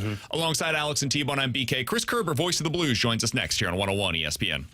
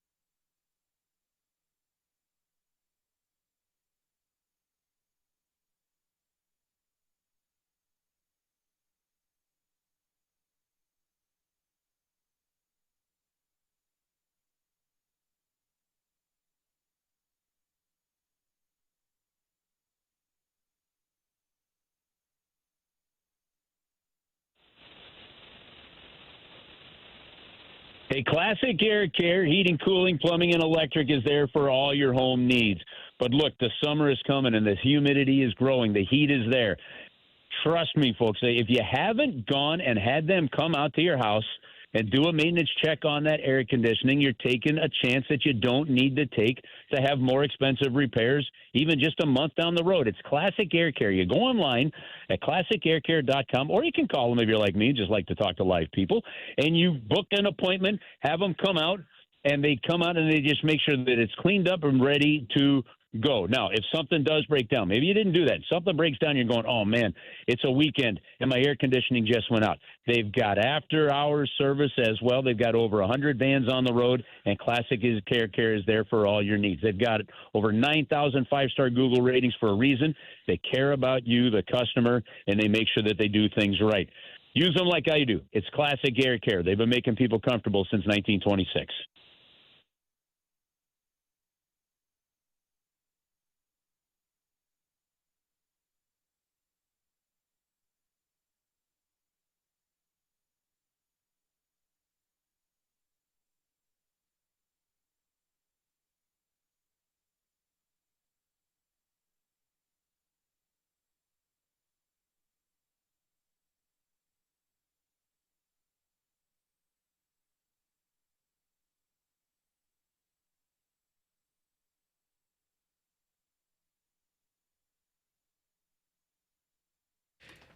Tanner Hendrickson here with the Sports Center update brought to you by Saliga Heating and Cooling.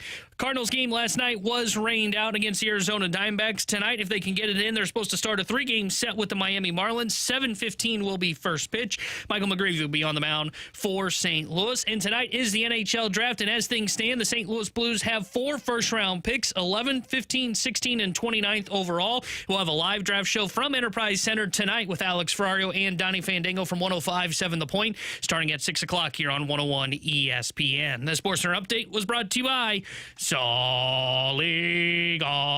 Heating and Cooling, a Daikin heating and air conditioning dealer.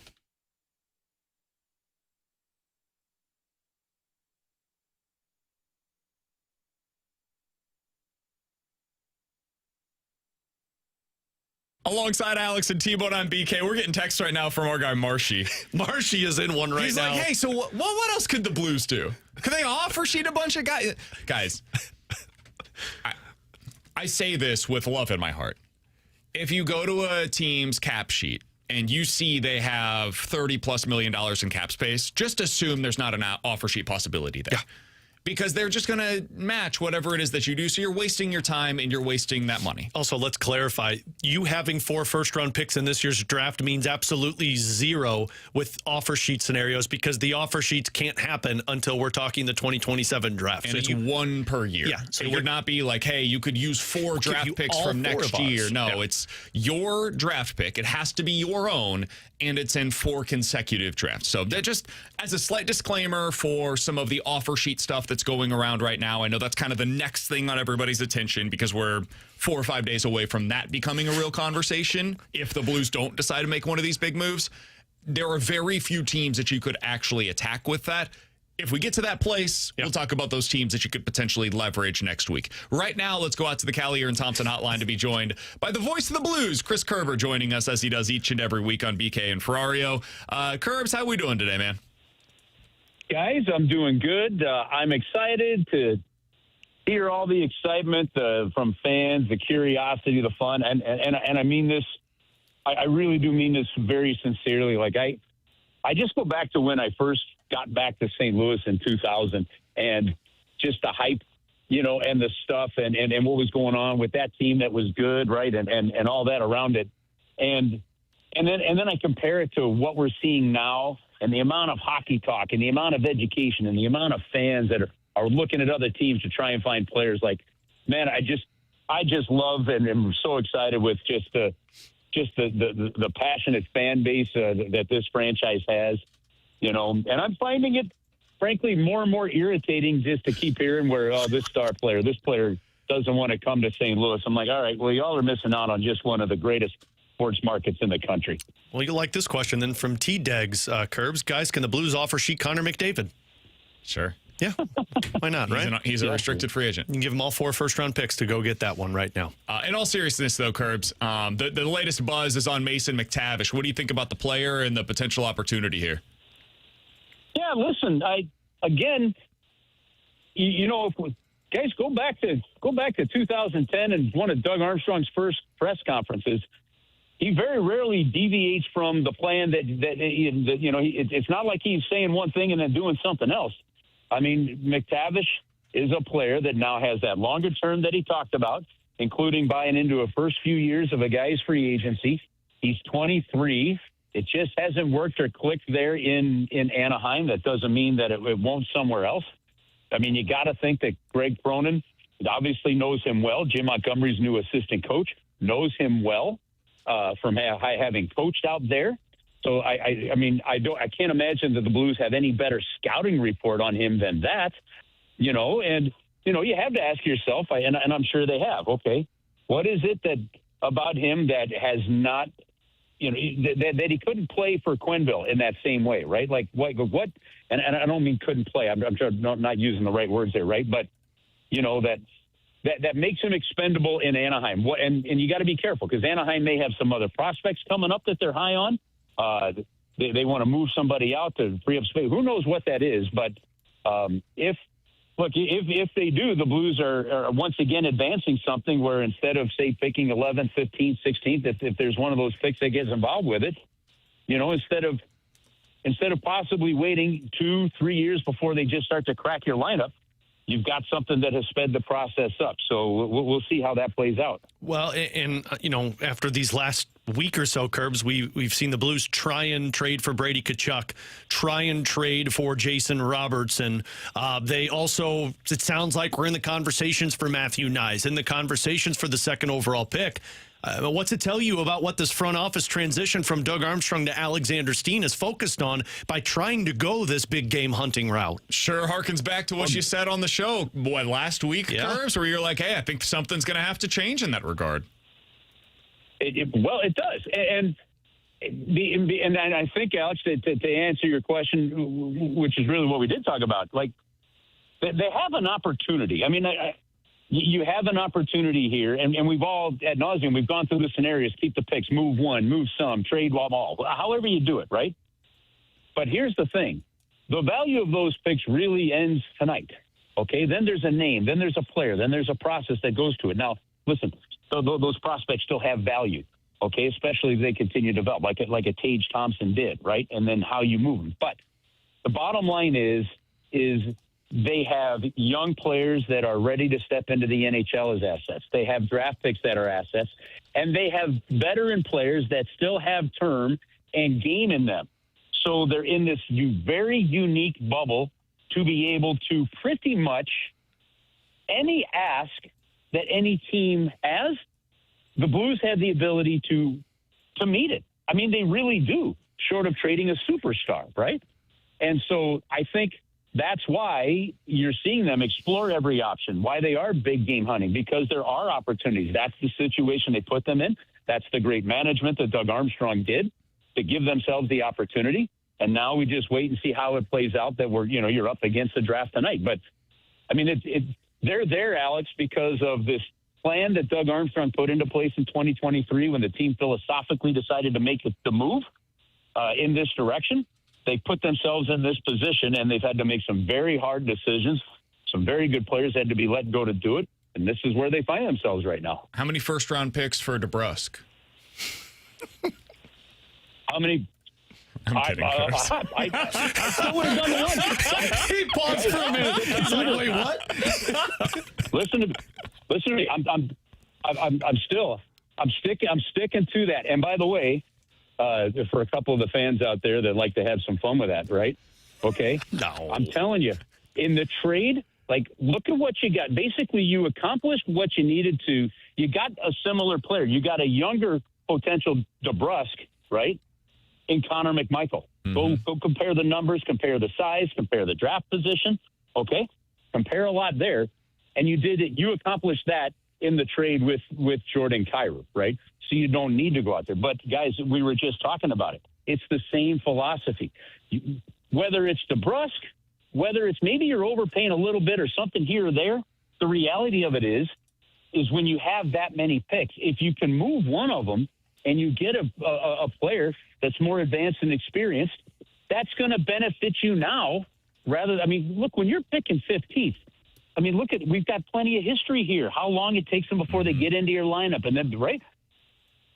Again, I didn't say trade your whole draft for them. I'm like, yeah, I'd have no problem. I'd have had, and I'll say this again, I'd have had no problem moving a 15th pick with them if they took some salary of one of the guys back with them as part of that deal. Again, it's, and so, but I think the Blues basically accomplished a similar deal in the piece they got back in the Jordan Kyrou deal. I joke with you. That was a terrific trade. I joke with you, Kerbs, and I gave you some crap for that. I think it was last week. Yeah, that was before they had the 16th pick. And beyond that, it was before we saw what all the prices are for these players. I don't think it's crazy. And you see what DeBrusk does now and score goals in front of the net. He might be worth the 15th overall pick if Bo Byram is worth the 4th overall selection, for example. Guys, before, but that kind of player, like, here's the thing. It's a value to a specific team, okay? Would that be worth it to the New York Rangers right now? No. Would that be worth it, to the Chicago Blackhawks? Maybe, right? But it's Kerbs, let's be real. That was insane. That was a terrible trade. Yeah. Well, and would it be worth it to the Calgary Flames? Right? I don't think so. Okay, but where the Blues are, where they're trending, getting a couple veteran players in there, the history of a player with a coach, all that stuff, it's a fit. And you have the assets to make a fit happen. So, but again, I think they got more to Doug's plan. They got that younger age one that has that kind of potential of a potential consistent 20 to 25 goal scorer. Would you rather have, Alex, if they decided, hey, McMichael's a center for us, would you rather have on the wing in this scenario McTavish for 11 or DeBrusk for 15? Given their ages, given their respective histories. Boy, that's a really good question. Contracts. Thanks, man. They don't happen very often. An easy one. Yeah, it's an easy one for you? Yeah. Okay. My answer was going to be McTavish. Okay, I'd have gone the other way. Yeah, mine's more so the age potential, but also Kerbs. I'm not as bullish on McTavish as a center. I think his natural position is going to be the wing, and I think if you can keep him in that spot, you might be able to get to a 30-goal potential with this guy, rather than try and tell him to be better defensively when he's just not that guy, and try and have him take all those responsibility. He's built like a power forward. I think you could get 30 goals from him. And Kerbs, you're on the other side? Yeah, okay, but the problem with what you just said there real quick, Alex, right, is we just traded that guy. Like, you just traded that 30-goal scorer that wasn't good defensively. Very different, but they play different styles, because McTavish is the guy that can win those battles along the corners. He can establish himself in front of the net, to where Kyrie was just never going to do that. And you replaced Kyrie with God, there's too many Micks on this team. McMichael.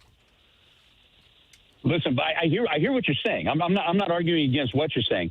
I'm just saying, though, the jury is still out on that when it comes to McTavish. A very talented player. That's why you're a third overall pick.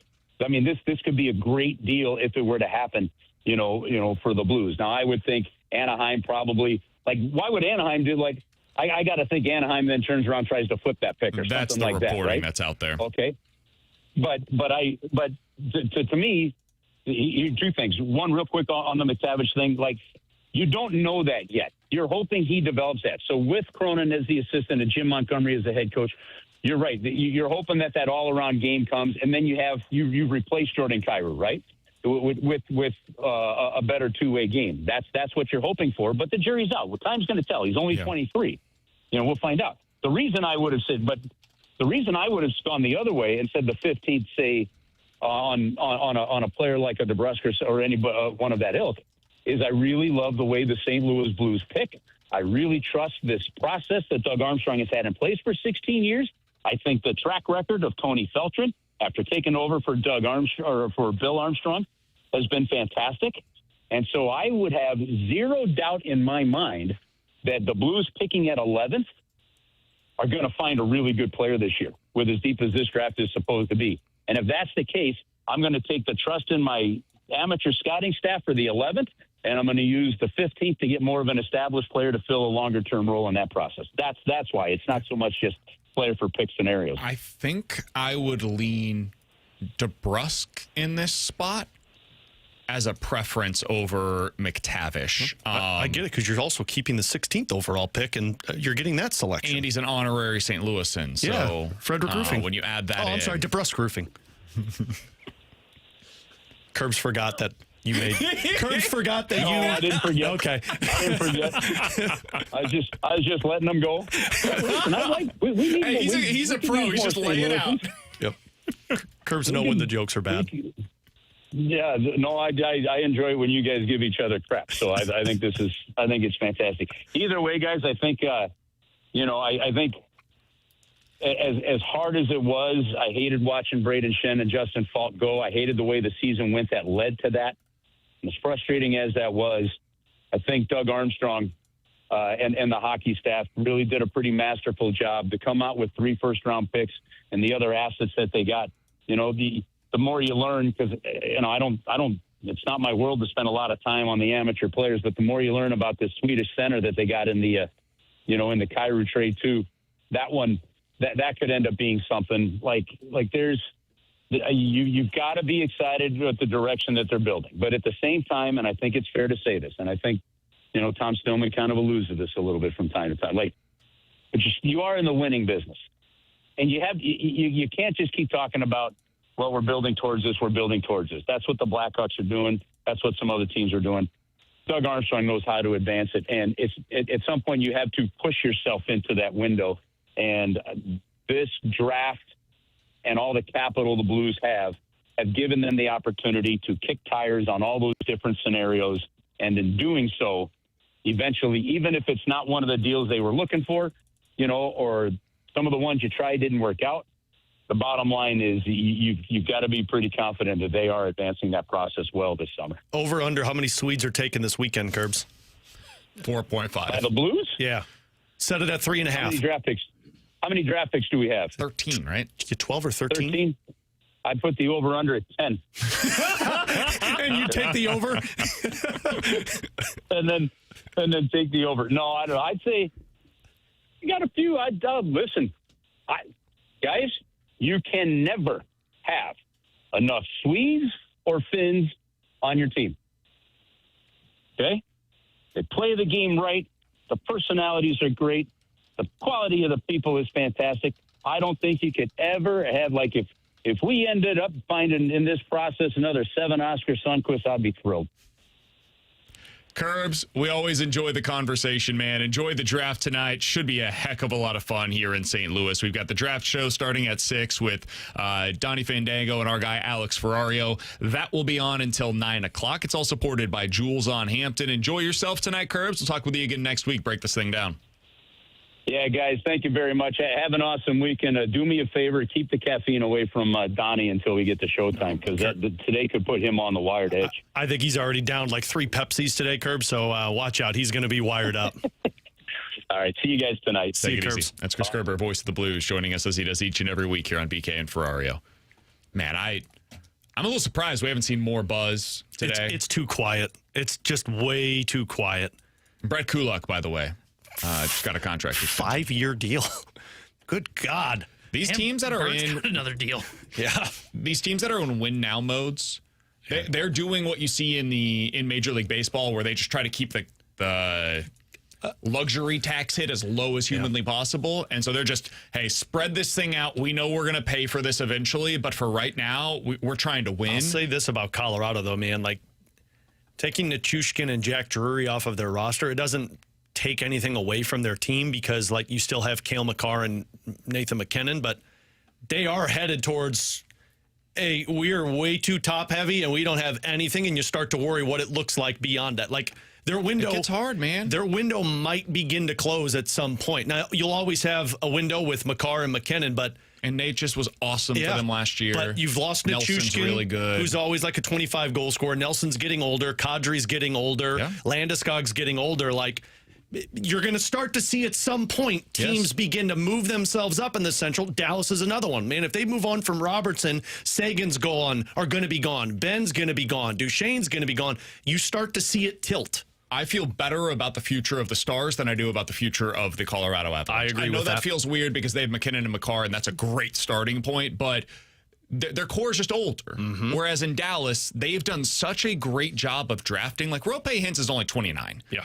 Wyatt Johnston is 23. They've got young players that they can continue to build around. Their defensive core is very young. Heiskanen, 26. Harley, 24. They've got a bunch of young guys as well that are coming up. I feel pretty good about them still. I'm with you.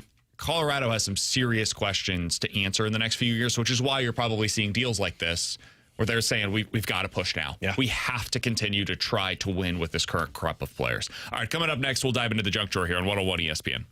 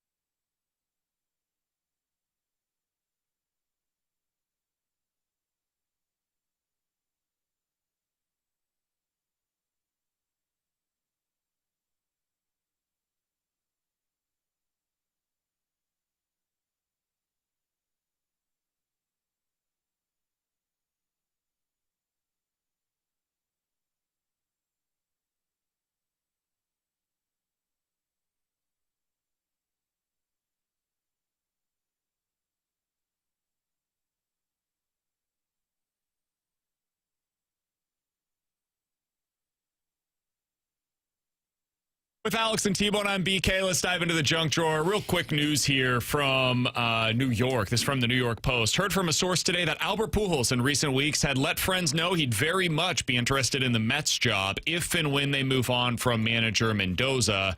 Pujols managed the Dominican Republic team in the World Baseball Classic. Quote, has a very strong relationship with Juan Soto, end quote.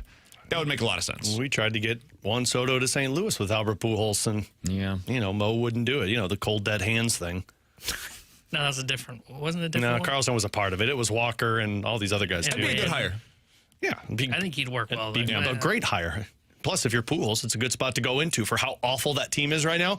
Man, if they go on a run towards the end of this, like if they find a way to pull themselves back into it, Pujols is a god. Low expectations going in. Yep.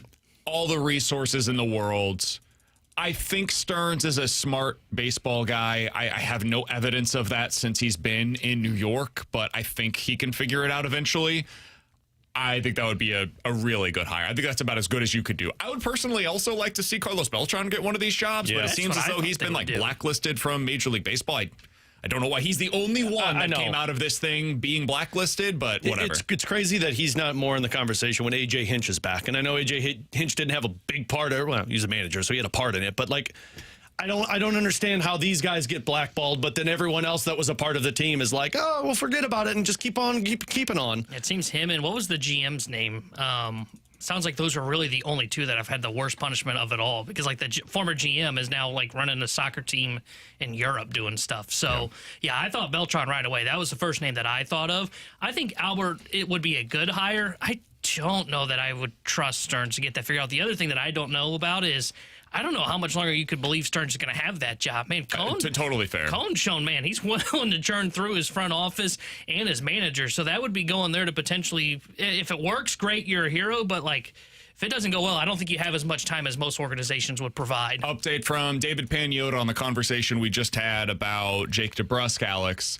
The tweet from the Daily Faceoff writes the following. Even with players being traded left, right, and center, it's been a quiet week for the rebuilding Canucks, but David believes that Jake DeBrusk will be a highly attractive option for teams who can't add a scoring winger in free agency. In the video clip that's attached, Alex, he mentions a potential late first-round pick as being the potential price for him.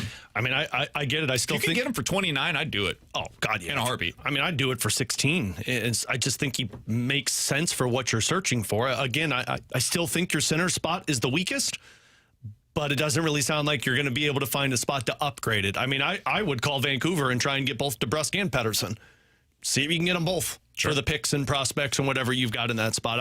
I look at that team and say you've got to find teams that are interested in picks. What do they have? And that's the teams I think you have to be aggressively chasing after. If you could do Holloway, Thomas, Snuggie as your top line, McMichael, Pettersson, and let's say Neighbors as your second line, Booch, Dvorsky, and DeBrusk is your third line. That's a good team. That's a playoff team. Yeah. That third line's slow, but that third line has net front presence on it. Yeah.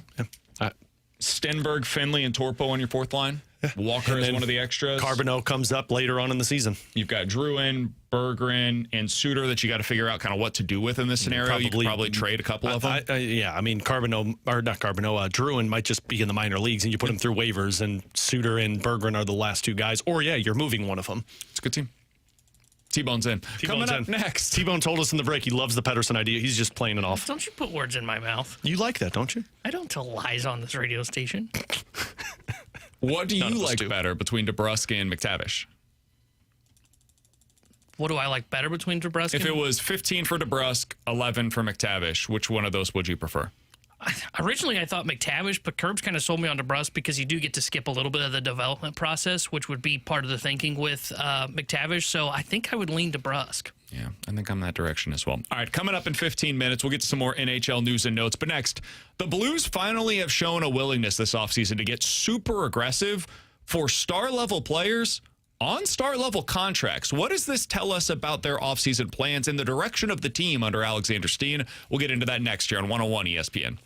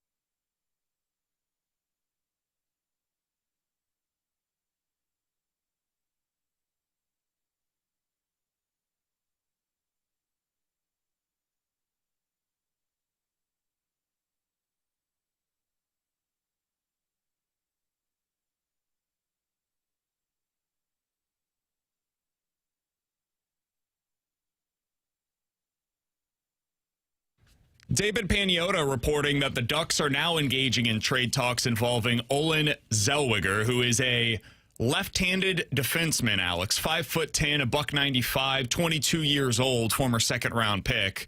He's been a plus basically the entire time that he's been with the Anaheim Ducks. Over the last couple of years, he's averaged like 17, 18 minutes a night. So he's been a top 4 D-man for them, and he's putting up 20 to 25 points per season. We had wondered openly, hey, if the Blues are going to make a deal for Mason McTavish and it includes the 11th overall pick, I would imagine that has to include more than just Mason McTavish. I wonder if this is one of the players that could be in that trade. Yeah. As some kind of a package deal. I don't know what the whole package would be. I have to imagine if you're putting the 11th overall pick in it, you're putting other assets in it as well, and you're not just getting Mason McTavish back, because I don't think McTavish, there was a report earlier this week that there's some thought around the league that Anaheim's asking for too much for McTavish. He's not worth that. So you have to think that if the 11th pick's going in and something's coming back with McTavish, and this would make all of the sense in the world if the Blues were looking at it. My only concern is he's a tiny offensive-minded defenseman. Now, he was fine defensively for Anaheim last year. Mover. Yeah, but like to me, that's just Theo Lindstein. And do you want But it's fully developed Theo Lindstein. Do you want 2 Theo Lindsteins on your team? Or do you want this guy to be your second pair defenseman, Theo Lindstein, to continue to develop as a third pair, and this guy can work next year without a mirror check in the second pair? Totally. And I mean, like, I'm fine with this. Is the part, again, where I defer to the scouting department and say, like, hey, you guys know more than me. The thing about it is I do think, despite how negatively it didn't work for the Blues in terms of signing a smaller offensive-minded defenseman, there still is an appetite for those guys around the National Hockey League. Like, there's multiple guys in this draft that a lot of prospect people are saying they need to be picked higher because look at what Lane Hudson's doing. So, like, there's guys that have that offensive ability, and we know Jim Montgomery likes his defensemen to be involved in the offense. And again, it makes sense on the Anaheim Duck side because this guy's an RFA as well as Paul Mintyukov. Those are 2 left-handed defensemen. Both want more playing time. I don't think you're keeping both because Jackson Lacombe's on this team, and they got another kid who was playing there last year. So they got a nice big chest full of these guys. Do you put it in the package for McTavish? The question would be then how much more do the Blues have to put in to make sure they're getting McTavish and Zellweger? Well, we can kind of squash this because according to Cam Robinson, it sounds like it is going to be Buffalo acquiring him. It sounds like the Sabres will get him, Wahlberg, at number 45 for Olen Zellweger. That's a weird move. Just traded a defenseman because they had a lot of them. They got the number 4 overall pick. No, 45. I know, No, but I'm saying the for Byron Byron. trade. Oh, sorry. Yeah. So No, I'm just saying, I like, totally understand why they would do that. And now they get a top 4 D-man to replace him, basically. I mean, you don't really need to replace him. They had 4 top 4 defensemen last year, but I mean, But now you got another one. guess You gave up, what, a 45th overall pick and Wahlberg? Yeah. Mark Wahlberg or Donnie Wahlberg? I'm a big Donnie fan. Oh, it must be the brother we don't know that much about. Yeah, and I don't think that's spelled the same way as Mark Wahlberg. He's a center prospect for them in their system. Doesn't make a whole lot of sense on Anaheim's side. Do you think you maybe get something better back in 20 return? years old as a centerman. Could be them saying we just found a replacement. I don't know how high a prospect is. They could be saying maybe this is our replacement for McTavish eventually. He was a second-round pick a couple of years ago from Sweden. Surprised the Blues weren't in on this guy. Give it time. Maybe he's coming back in the package with McTavish. Buffalo wouldn't deal with him. 37 points last year in the AHL. So, yeah, it looks like it's like if you had traded Dvorsky, or not even Dvorsky. I'm trying to think of who this would be like Zach that Dean. kid they just acquired. This would be like Zach Dean you're trading away. Yeah, but more productive, like a better version of that. When the Blues got Zach Dean, if they had made that kind of a deal, put that plus the 45th overall selection for a second pair defenseman, I'd be thrilled with that move for the Blues. Yeah. So, yeah, there you go. That is the end of that conversation. It's weird. I do like that Anaheim is getting stuff done. I was going to say, all of these minor moves, because we've seen a couple of others happen today, you wonder, it's like, okay, well, they're getting all these other things done. It's like they're waiting for one domino to drop. And that's what feels like it might be the McTavish thing, because once McTavish decision happens, then you got a team that's going to the next team on their checklist, whether it's the Rangers or St. Louis, and then, more things start to fall in place. I also wonder, why do they need to open up a spot on the left side of their defense? Well, they got a lot of guys on the left side of their defense. That's why. I mean, I don't think they were going to keep all of these players. They have 4 left-handed defensemen that all could play at the NHL. Oh, wow. Oh, never mind. Sorry. Thought I saw something. You can't say, oh, I wow. apologize. I thought I saw something and realized it's not real. I'm sorry. No, you got to say what it is. You fell gotta for be the careful out there. You fell for the burner. A 3-team trade that included Jason Robertson going to Toronto. So I apologize. I fell for nonsense. That's on me. In this deal that is obviously fake. What did they get? Larkin was involved. Oh, wow. So was Zach Bogosian. He got down the list. He's like, well, Minnesota to Larkin. Detroit gets Roberts. Zach Bogosian? Oh, okay, this is fake. Be careful out there, guys. Everybody just be super careful. I think we have to have a rule. If you fall for a burner, even if you don't say it out loud, you got to say it out loud now. Yep. So there you go. Nothing going on right now for the St. Louis Blues. Watch, it's all going to happen for the fast lane today. It's going to happen at 2:02. Mm-hmm. Yeah, it's going to happen right when we get off the air. 6 o'clock, by the way, you'll be able to hear the Fast Lane ends, and the Last Minute Blues podcast begins with a special edition of the 101 ESPN NHL Draft Show. Again, it begins at 6. It goes until 9. Alex and Donnie have you covered all night long. Anything that happens with the Blues, you'll be able to hear reaction right here on 101 ESPN. It's tonight starting at 6. It's supported by Jules on Hampton. Coming up next. Oh, wow. Oh, sorry. I saw a 3-team trade that included Robertson in Toronto. You're the worst. Zach Bogosian's going to Minnesota. Oh, wait, he's already there. What he's saying, just to be clear for any listeners that are coming in, that's not real. That did not happen. It didn't happen. We're making fun of Brandon. The Blues are showing a willingness to get super aggressive in the market. What does it tell us about their build under Alexander Steen? We'll talk about that next year on 101 ESPN.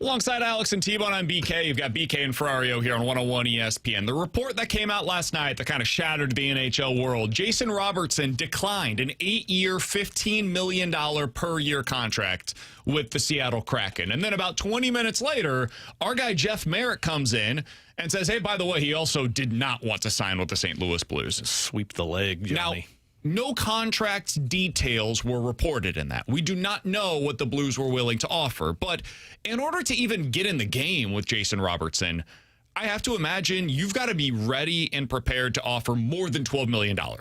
Because that's been the talking point with Dallas, is they could potentially go there, but not above. Mm-hmm. And he's comfortable in Dallas. He seems to want to stay in Dallas in an ideal world. So if he won't sign for 12 there, he sure as heck ain't coming here for 12. Right. So the reason I bring that up, Alex, is because that's the kind of thing the Blues have been very hesitant to do previously. They very rarely get involved with big money deals towards the top of the market, and they never get involved with no movement clauses. And if you want to have a conversation with Jason Robertson, my assumption would be, and maybe this is wrong, he's not having that conversation without starting with the no move clause. Then we can get into the details of the contract, the term, the money, all of that different stuff. But no move is almost like a guarantee. Yeah, that's part of it. Yeah. That's understood by getting into negotiations with Jason Robertson. What does this tell us that the Blues were willing to even wade into those waters this offseason? Well, and I mean, it's not even the no move clause for me. It's the $14 to $15 million, because when Robert Thomas was signed, I think we all assumed that the precedent was set. Nobody's going to get paid more than their number one center. And now you're going to be talking about bringing somebody in who at minimum is making $6 million more than Robert Thomas. So that part was fascinating to me. I mean, what it tells me is that the mindset that has always been there of pack mentality wins, I don't think is there anymore. I think this has shifted now to, look, we got to go get a guy that can make a difference when he's on the ice. And now, you know, maybe the Blues think they have some of those guys in terms of Holloway and Snuggerud and Thomas, but I don't think they're in the thinking business anymore. Now it's a, look, we need this. And that's what you chase. Brady Tkachuk, in my opinion, difference maker. Jason Robertson, difference maker. Matthew Nyes, probably viewed as a difference maker. The number 2 overall pick, difference maker. But if we're talking $14 million and you're giving up multiple draft picks, that tells me, one, they want a guy that is going to certainly do what he is paid to do, and that's a guy that has consistently scored 40 goals. And 2, they're not worried about committee doing it anymore. They're worried about having the best guys available that can step onto the ice and make a difference. So it's why I think they're in all of these conversations, and I do have to wonder if that's the shift in mindset now with Alex Steen and his inner circles conversations that are taking place. I wonder if they just view this kind of the way that we've talked in the past, where, hey, the NHL is shifting. Mm-hmm. You could get away with doing that pack mentality for quite some time.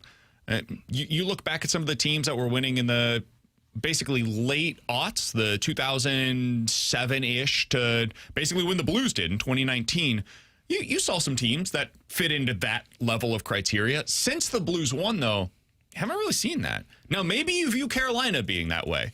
They also made a super aggressive deal to go get Mikko Rantanen, and in return for flipping him, got a couple of players that ultimately became significant pieces of their Stanley Cup winner. But yeah, maybe that's the team that you'd look to. I would also say that's an outlier.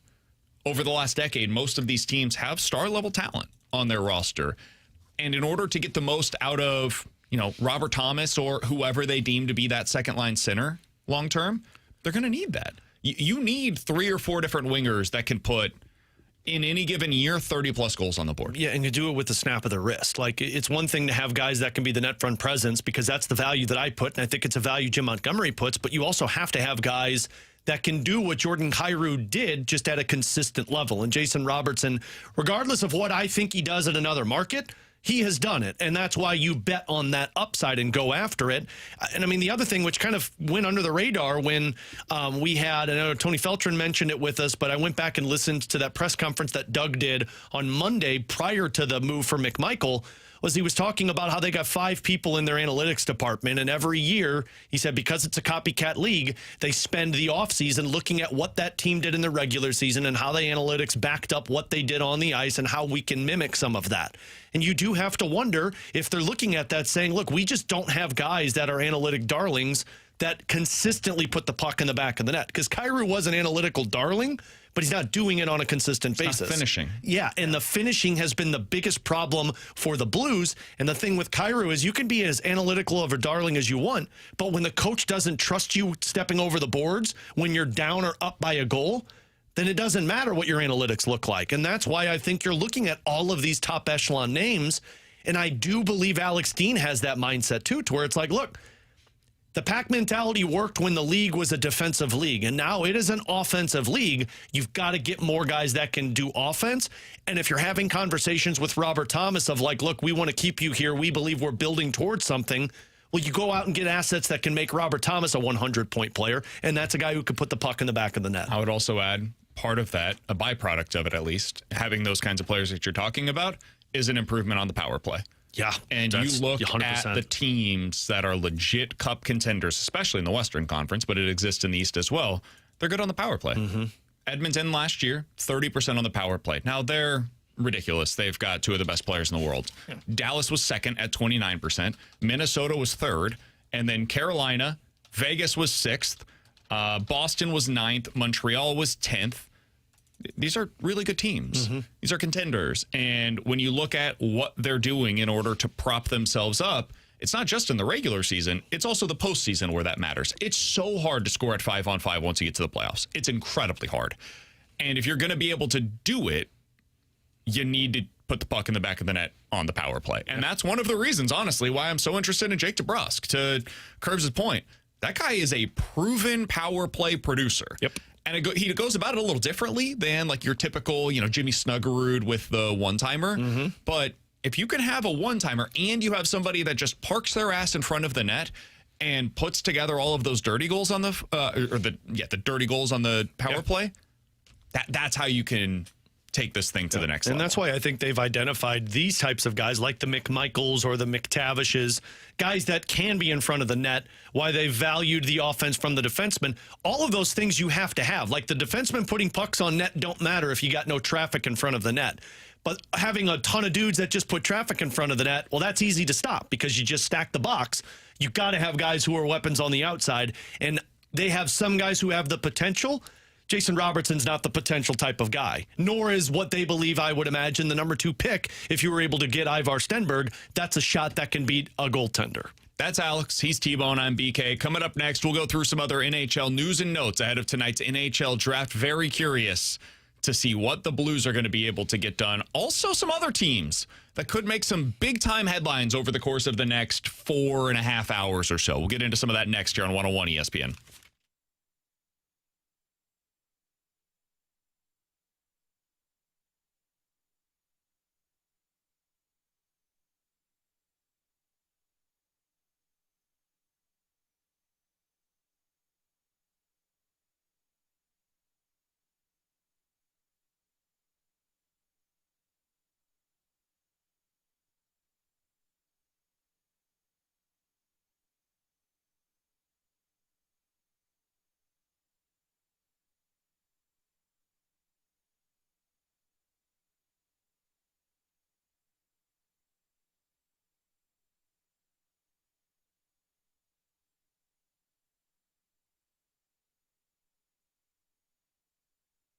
Alex Ferrario with you to talk about my friends out at Classic Air Care, heating, cooling, plumbing, and electric, the company that has been making people comfortable since 1926, and a company that I have trusted with my home since 2016. And I tell anybody that will listen, this is the company you've got to check out. And I know Kerb started using them because of this. And it comes down to the quality that you get with their customer service, 5-star service, which there's 9,000 reviews where you could check out the 5-star service, and very knowledgeable technicians with 30-plus years of experience. But don't just believe me. Check out some of their reviews, like this one from Zach. Brady was great. Helped me understand why my filters weren't lasting long enough and getting clogged. I appreciate the knowledge and walked me through my issues and how to avoid future problems. So with the heat coming up this weekend and what we know the rest of the summer is going to be like in St. Louis, call them today to fine-tune your HVAC system. Schedule online also. Just do me a favor. Tell them Alex Ferrario sent you. That's Classic Air Care and classicaircare.com.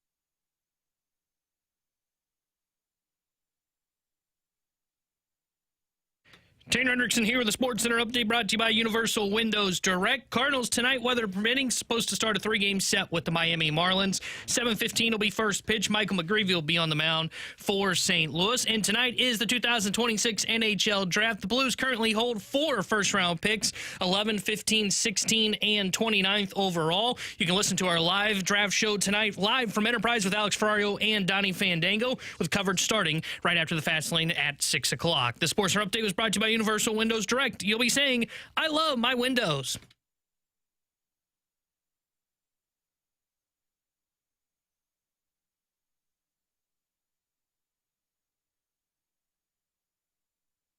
Alongside Alex and T-Bone, I'm BK. NHL News and Notes time, Alex. Oh, boy. Because it's not just the Blues that are making headlines today. Man, this could be a fun day in the NHL. Yeah. And if it's going to be a fun day, it's going to be a fun few hours. Yeah.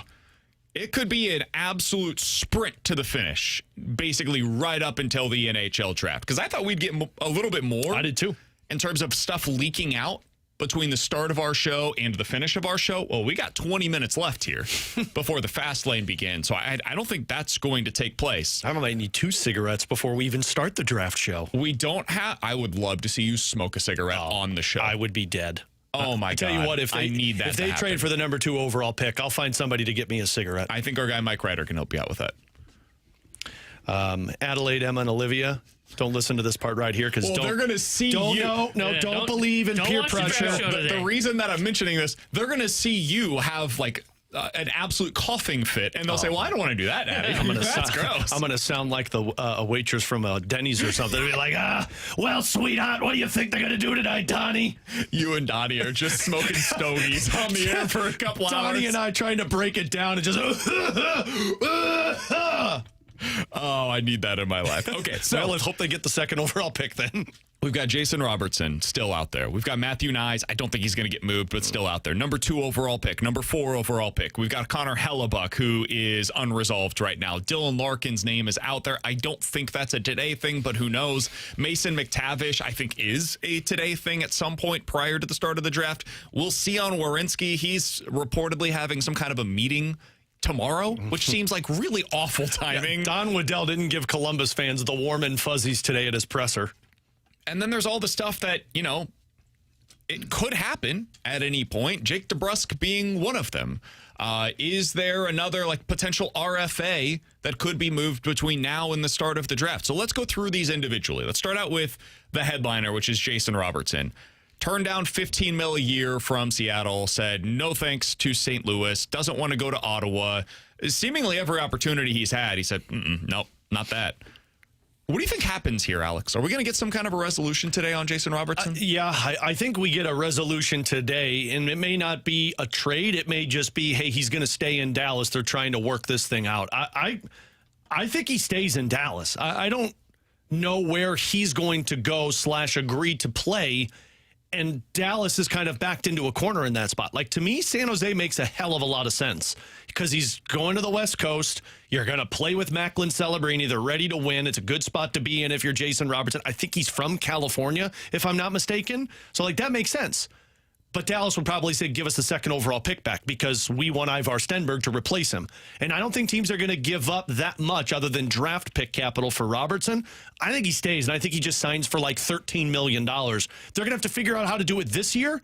But beyond this year, they'll be fine at that point. So I think he stays in Dallas. David Pagnotta reporting just a moment ago, Pittsburgh and Utah are among the teams that do have some level of interest in Jason Robertson. Also, yesterday, Pierre LeBrun put out there that Chicago had previously shown some level of interest in him, and he wondered if they would potentially circle back. I don't know how Chicago does it without giving up a top prospect from them, and I don't think they would do that. They made the most sense in the world, and I don't know why they didn't try and trade 4 to get Jason Robertson. That was a better trade than trading 4 for Bo Byram. And you add a winger to maximize Connor Bedard. I don't understand anything they're doing, but whatever. Kyle Davidson's kind of a clown. Apparently. Pittsburgh doesn't make any sense. I don't know why he'd go there either. Classic move for Dubas. Classic Kyle Dubas. Totally, but I don't think it makes any sense by Jason Robertson. You don't want to go play Pittsburgh is a destination, man. Well, I get it, but you didn't want to go play in Seattle. I was just saying that to make Alex T-Bone man. That guy. That makes no sense at all. Like, cool, you can go play a couple years with Crosby. I'm with you. Maybe this is one of those kind of like when St. Louis was associated where, yeah, the team has interest, but he doesn't want to play there. Mm-hmm. Utah's interesting. Utah's got the capital to do it if you're Dallas. I don't know if he goes. I don't know if Dallas wants to trade him in division. I wouldn't think so, but if they get a haul in return, maybe, if they could get, Desnoyers or something like that. Tijagin. Yeah. Or one of their top defensemen. Yeah. I mean, I could see how, or maybe they flip him to Utah and in return they get like Clayton Keller or one of those like cheaper, cost-controlled winger options. JJ Peterka, another guy that's been out there. Again, the question isn't a matter of do those teams pull it off. It's does he want to play in Utah? I don't know what his preference is. That's the thing. Like Seattle would have made some sense because you're the West Coast and you're from the West Coast, but you're making $15 million. I don't know where he wants to play, which is the hardest part with Jason Robertson. Somebody on the 15 million reasons to live in Seattle. Me too. Somebody on the text line said, guys, I think Jason Robertson ultimately gets an offer sheet. Dallas knows that it might happen. The thing is, like, Robertson has been the one that's been declining these things. Yeah, and that's how you get the offer sheet. He has to accept it. I don't think Dallas has been saying turning up their nose at some of the offers. It sounds like they were cool with what they were potentially going to get in return from St. Louis or from Seattle. The problem is Robertson has to also agree to it and sign the contract, and he's been unwilling to do so thus far. I think we do not get a resolution on Jason Robertson today, and it drags out a little longer. I don't know what that means, but I do not think we get a resolution today. Arbitration process and get his deal, and then they're in a tough bind with Bjork then, because then that's when there's a real offer sheet possibility. For the Blues in particular. Yeah. All right, Matthew Nice. You think anything happens there? No. I don't either. That guy was only getting moved if somebody was overpaying, and I don't think anybody's going to overpay for that. I don't know about you guys, but it reminded me of the Thomas situation where it was the name's out there. You can call about him. You better be ready to give up a haul to go get him. Number 2 overall pick. Do we think it gets moved?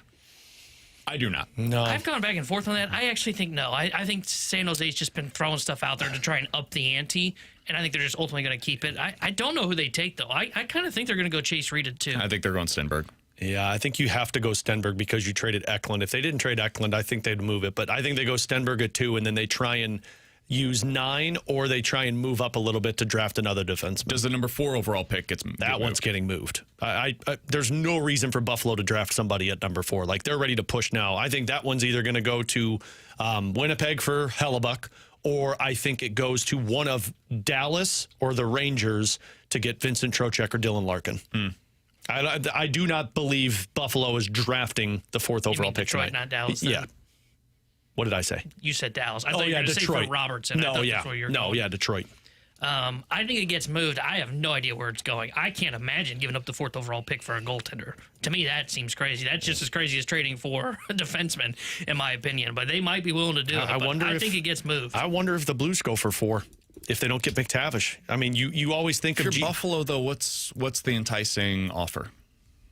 Why am I taking what the Blues have to offer? Like, what's the thing? I don't know. I mean, I really don't know. The picks, maybe, but if you're them, I don't want 11 and 15 or something like that. I want the quality. Well, yeah. Could you flip 4 picks? Yeah. Could you flip 4 picks for Hellebuck? I don't know that you would need to, but if you're Winnipeg and that's what you're trying to do, you could just take 4 and then flip the picks to the Blues or something like that. Yeah. I don't know. I just see any reason. I'm still looking for an area for the Blues to try and move up if they don't get McTavish. But I always fall back to, well, who are they moving up for? Like, you're not moving up for a defenseman, in my opinion. 7 is a more realistic move up spot than 4. Yeah, I think a slight move to like 10 is a realistic spot because they want to make sure that they get that center if Ty Lawrence is their guy. I think Buffalo ends up sitting and picking. And they're disappointed by it, but I don't think they get a deal done. And that comes back to our Connor Hellebuck conversation. Do you guys think a deal gets done for Connor Hellebuck today? I think no. I think it becomes a bunch of bluster, and it's the same conversation that we've been having all along where, yeah, there's some reason to do it. But if you're Winnipeg, are you moving on from him? If so, why? Like, what's next? Yeah, you can't move on from him. He's $8.5 million. He's on a good contract. He's signed long-term with the team. You can, be as upset as you want to be about the current situation in Winnipeg. Man, you signed the deal. At some point, these GMs are going to have to play hardball.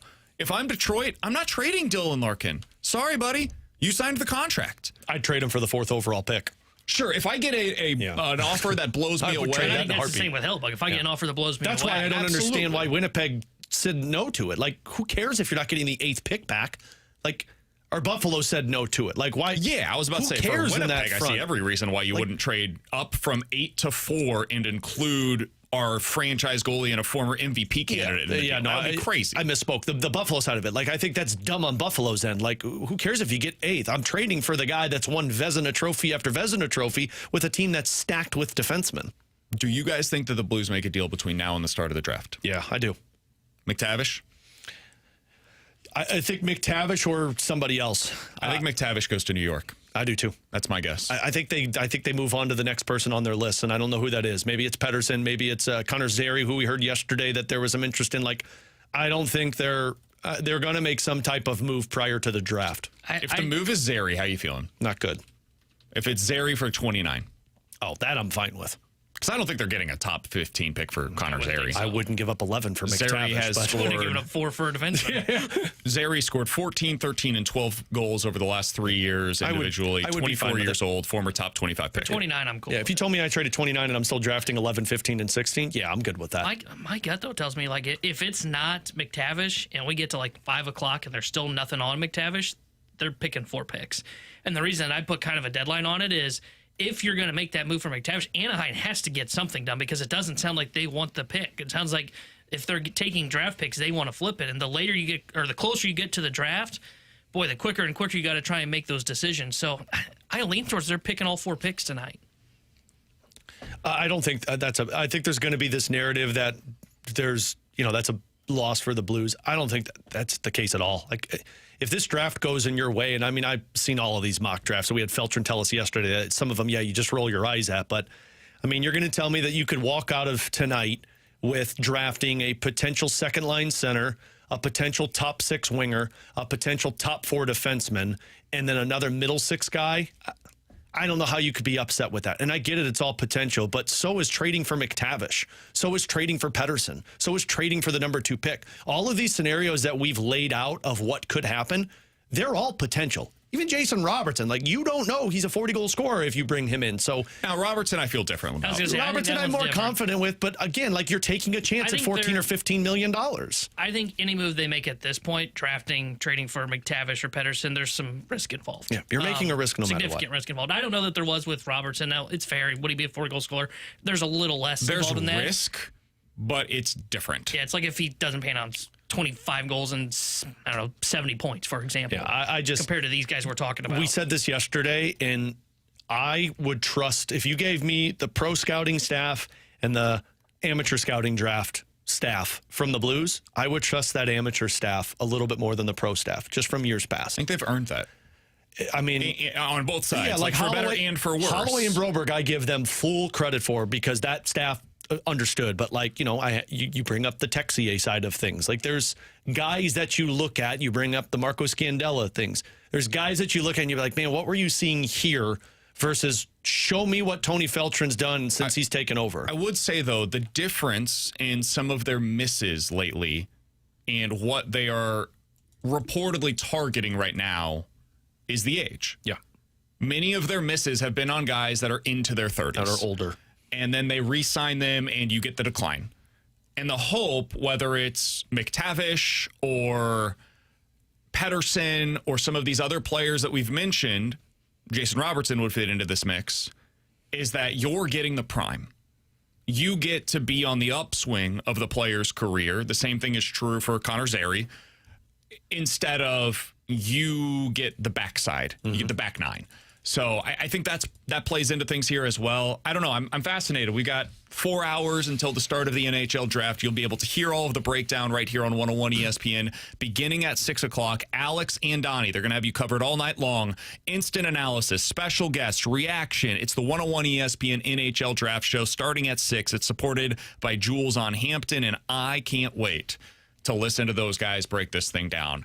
Donnie's going to be losing his mind. He is on for one. 3 hours live on the radio, unfiltered but not quite uncensored. Yeah. So enjoy it. Bradford will have the dump button ready just in case, but YouTube will be live for you. It's going to be a hell of a lot of fun. All right, coming up next, we'll hit the rewind here on 101 ESPN.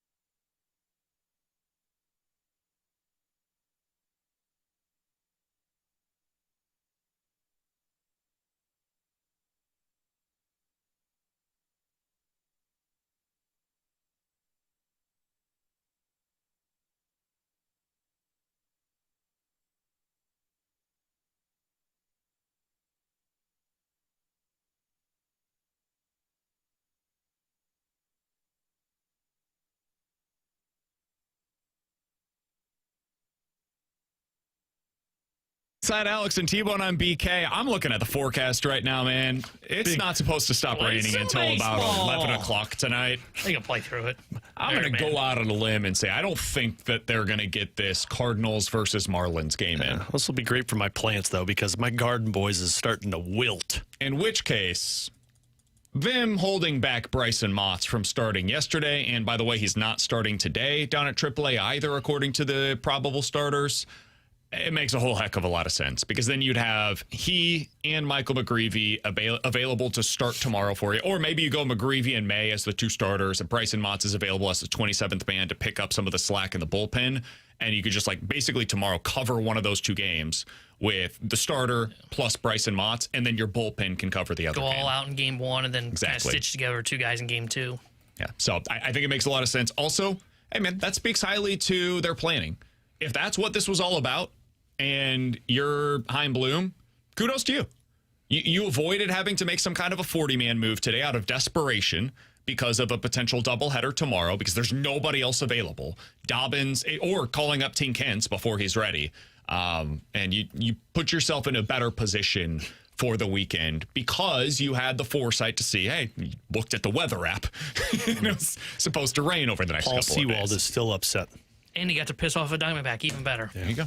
All good. Suck it. Cardinals in action this weekend at some point, though. Against the Miami Marlins, it's McGreevy, May, and Palante as your scheduled starters. Those are your top three guys right now. It's Meyer and Phillips on the other side. No announced starter yet for the Marlins on Saturday, best I can tell. How you guys feeling going into this series? This would feel like one of those series that you kind of get yourself right like they've done this month to where you wonder if things are going to go south quickly and then they find themselves out of it, but I'm not feeling great. Pitching starting to go in the opposite direction. You wonder if your offense can get to the level that they can just carry you through some of those problems. This, to me, feels like you lose 2 of 3, and there's some real sour grapes going into that Atlanta Braves series. Yeah, I think they dropped 2 of 3, but I feel a little bit more confident that they might be able to pull off 2 of 3 because of what you said. They've got their 3 best arms going. I think you're going to see Dustin May bounce back. I think he's going to bounce back well. It's just a matter of the bullpen. That's the thing I don't trust right now. I mean, we talked about it on the latest episode of the Rebel Report, which you can check out right now on our YouTube page, 101ESPN.com. But I look at that and I say, man, that bullpen, I don't know who I trust right now. And that's what scares me is the fact that I don't have anybody that I feel confident in throwing out there. The Marlins are 16-5 in their last 21 games. Ruh-roh. For all the talk about, hey, it's the Marlins. Mad fish over there. This is not your typical Miami Marlins team. They've been playing some good baseball, and the offense has been mostly on fire in the last month. You're going to see at least one really good starter, and we talked about this earlier today with BT. Max Meyer's been great this year, and we have already seen what he can do against the St. Louis Cardinals when he had 8 strikeouts and 5 innings against them earlier this season. This will not be an easy series. There are some legitimate concerns as to how you get to the 2 out of 3 mark in this series. So I'm not feeling good either. 1 out of 3, I think you walk away feeling disappointed, but hey, at least you were able to get 1. And then hopefully you can hold serve against Atlanta, Chicago, Milwaukee, and Atlanta again prior to the All-Star break. All right, we'll finish things out with what we've been talking about for the vast majority of the day, Alex. We have not gotten any news today during our show on the St. Louis Blues. I thought we were going to, man. I'm surprised. I am too. I thought something would come out of this, but nothing yet. That does not mean they will do nothing prior to 6 o'clock, though. Mm-hmm. What is your current prediction on what we will see between now and let's call it 9:30 p.m. tonight when the draft comes to its conclusion? I think we find out that McTavish chooses, or the Anaheim Ducks choose the New York Rangers package. And I think you hear the Blues connected to a couple of other names. They are unable to pull off a trade. They move up in this draft and take 3 selections before the end of the night tonight. I will say that they don't land McTavish. They can't land any other big fish, and they make all 4 selections. I don't know that they'll be able to move up much further. I think they use 29 to move up. I think they use 29 to move up, though, from either 16 or 15. Mm-hmm. And they pick 11th and 13th. And you end up with 11, 13, and 15 or something like that. So I think that they're able to move up a bit, but not the 11 to 4 kind of trade up or 11 to 2 kind of trade up that we had been talking about previously. They make 3 selections, but they get 3 legit talents to add to their pipeline. And I think you end up with a winger, a center, and a defenseman. You kind of cover your bases and you get a little bit of everything. And then as you get into the season, maybe those become assets for you at the deadline, or they become assets for you at next year's offseason. And you get into the conversation, hell, even the rest of this offseason. Maybe that makes somebody else more expendable. Now, you said that's what I think happens. What I hope happens is I hope the McTavish thing doesn't work out and you go back to Elias Pettersson and that works out. Same. That's what I hope happens before the end of the night. You trade a first-round pick, and I select 3 other guys for my team, and before the end of that. So then It's I have crazy. This guy's been terrible for 2 years. He's seen as a malcontent. I think my best-case scenario by the end of the night is they end up with Elias Pettersson. Yeah, the Enigma. Yeah. Hey, guess what? I'll call him his nickname can be the Enigma when he puts up 100 points and wins a Selke Trophy here. And then I'll point at all of you and I'll say, ha, I was right. If you guys missed any of our show today, check it out on the podcast page, 101ESPN.com, and the free 101 ESPN app is where you go to find it. That's all sponsored by Schaefer Door Company. Over on YouTube at youtube.com/101ESPN-STL. That is where you can see the latest edition of the Redbird Report, or you can rewatch anything from today's show here on BK and Ferrario. A reminder, at 6 o'clock, we will have local programming live here in St. Louis with our guy Alex Ferrario and Donnie Fandango. They will have a special edition of the Last Minute Blues podcast. They are hosting the 101 ESPN NHL Draft Show. So anything that happens tonight, if you want a local angle on it, the one place you can hear it is right here on 101 ESPN. So when the draft turns on, instead of having it on the TV on ESPN and hearing all of their breakdown, go ahead and turn on your radio as well so you can hear the Blues angle to everything that's taking place from pick 1 all the way through pick 29 or longer whenever the St. Louis Blues are on the clock. And just a real quick peek behind the curtain, JR and Curbs and Joey are going to stop by throughout the evening. We're going to have Chris Zimmerman. I think we're going to have Tom Stillman. Jim Montgomery, Doug Armstrong will join us at the conclusion of the draft. And we have Anthony Donati, the prospect Don, joining us after they make their first 3 picks. And we're also going to have Jason Demers, former NHL defenseman, call in at about 8:30. So lots to get into this evening. Be sure to tune in. We will break down whatever happens tonight on Monday. For Alex and T-Bone, I'm BK. Enjoy your weekend. We'll talk to you Monday. The Fast Lane's next here on 101 ESPN.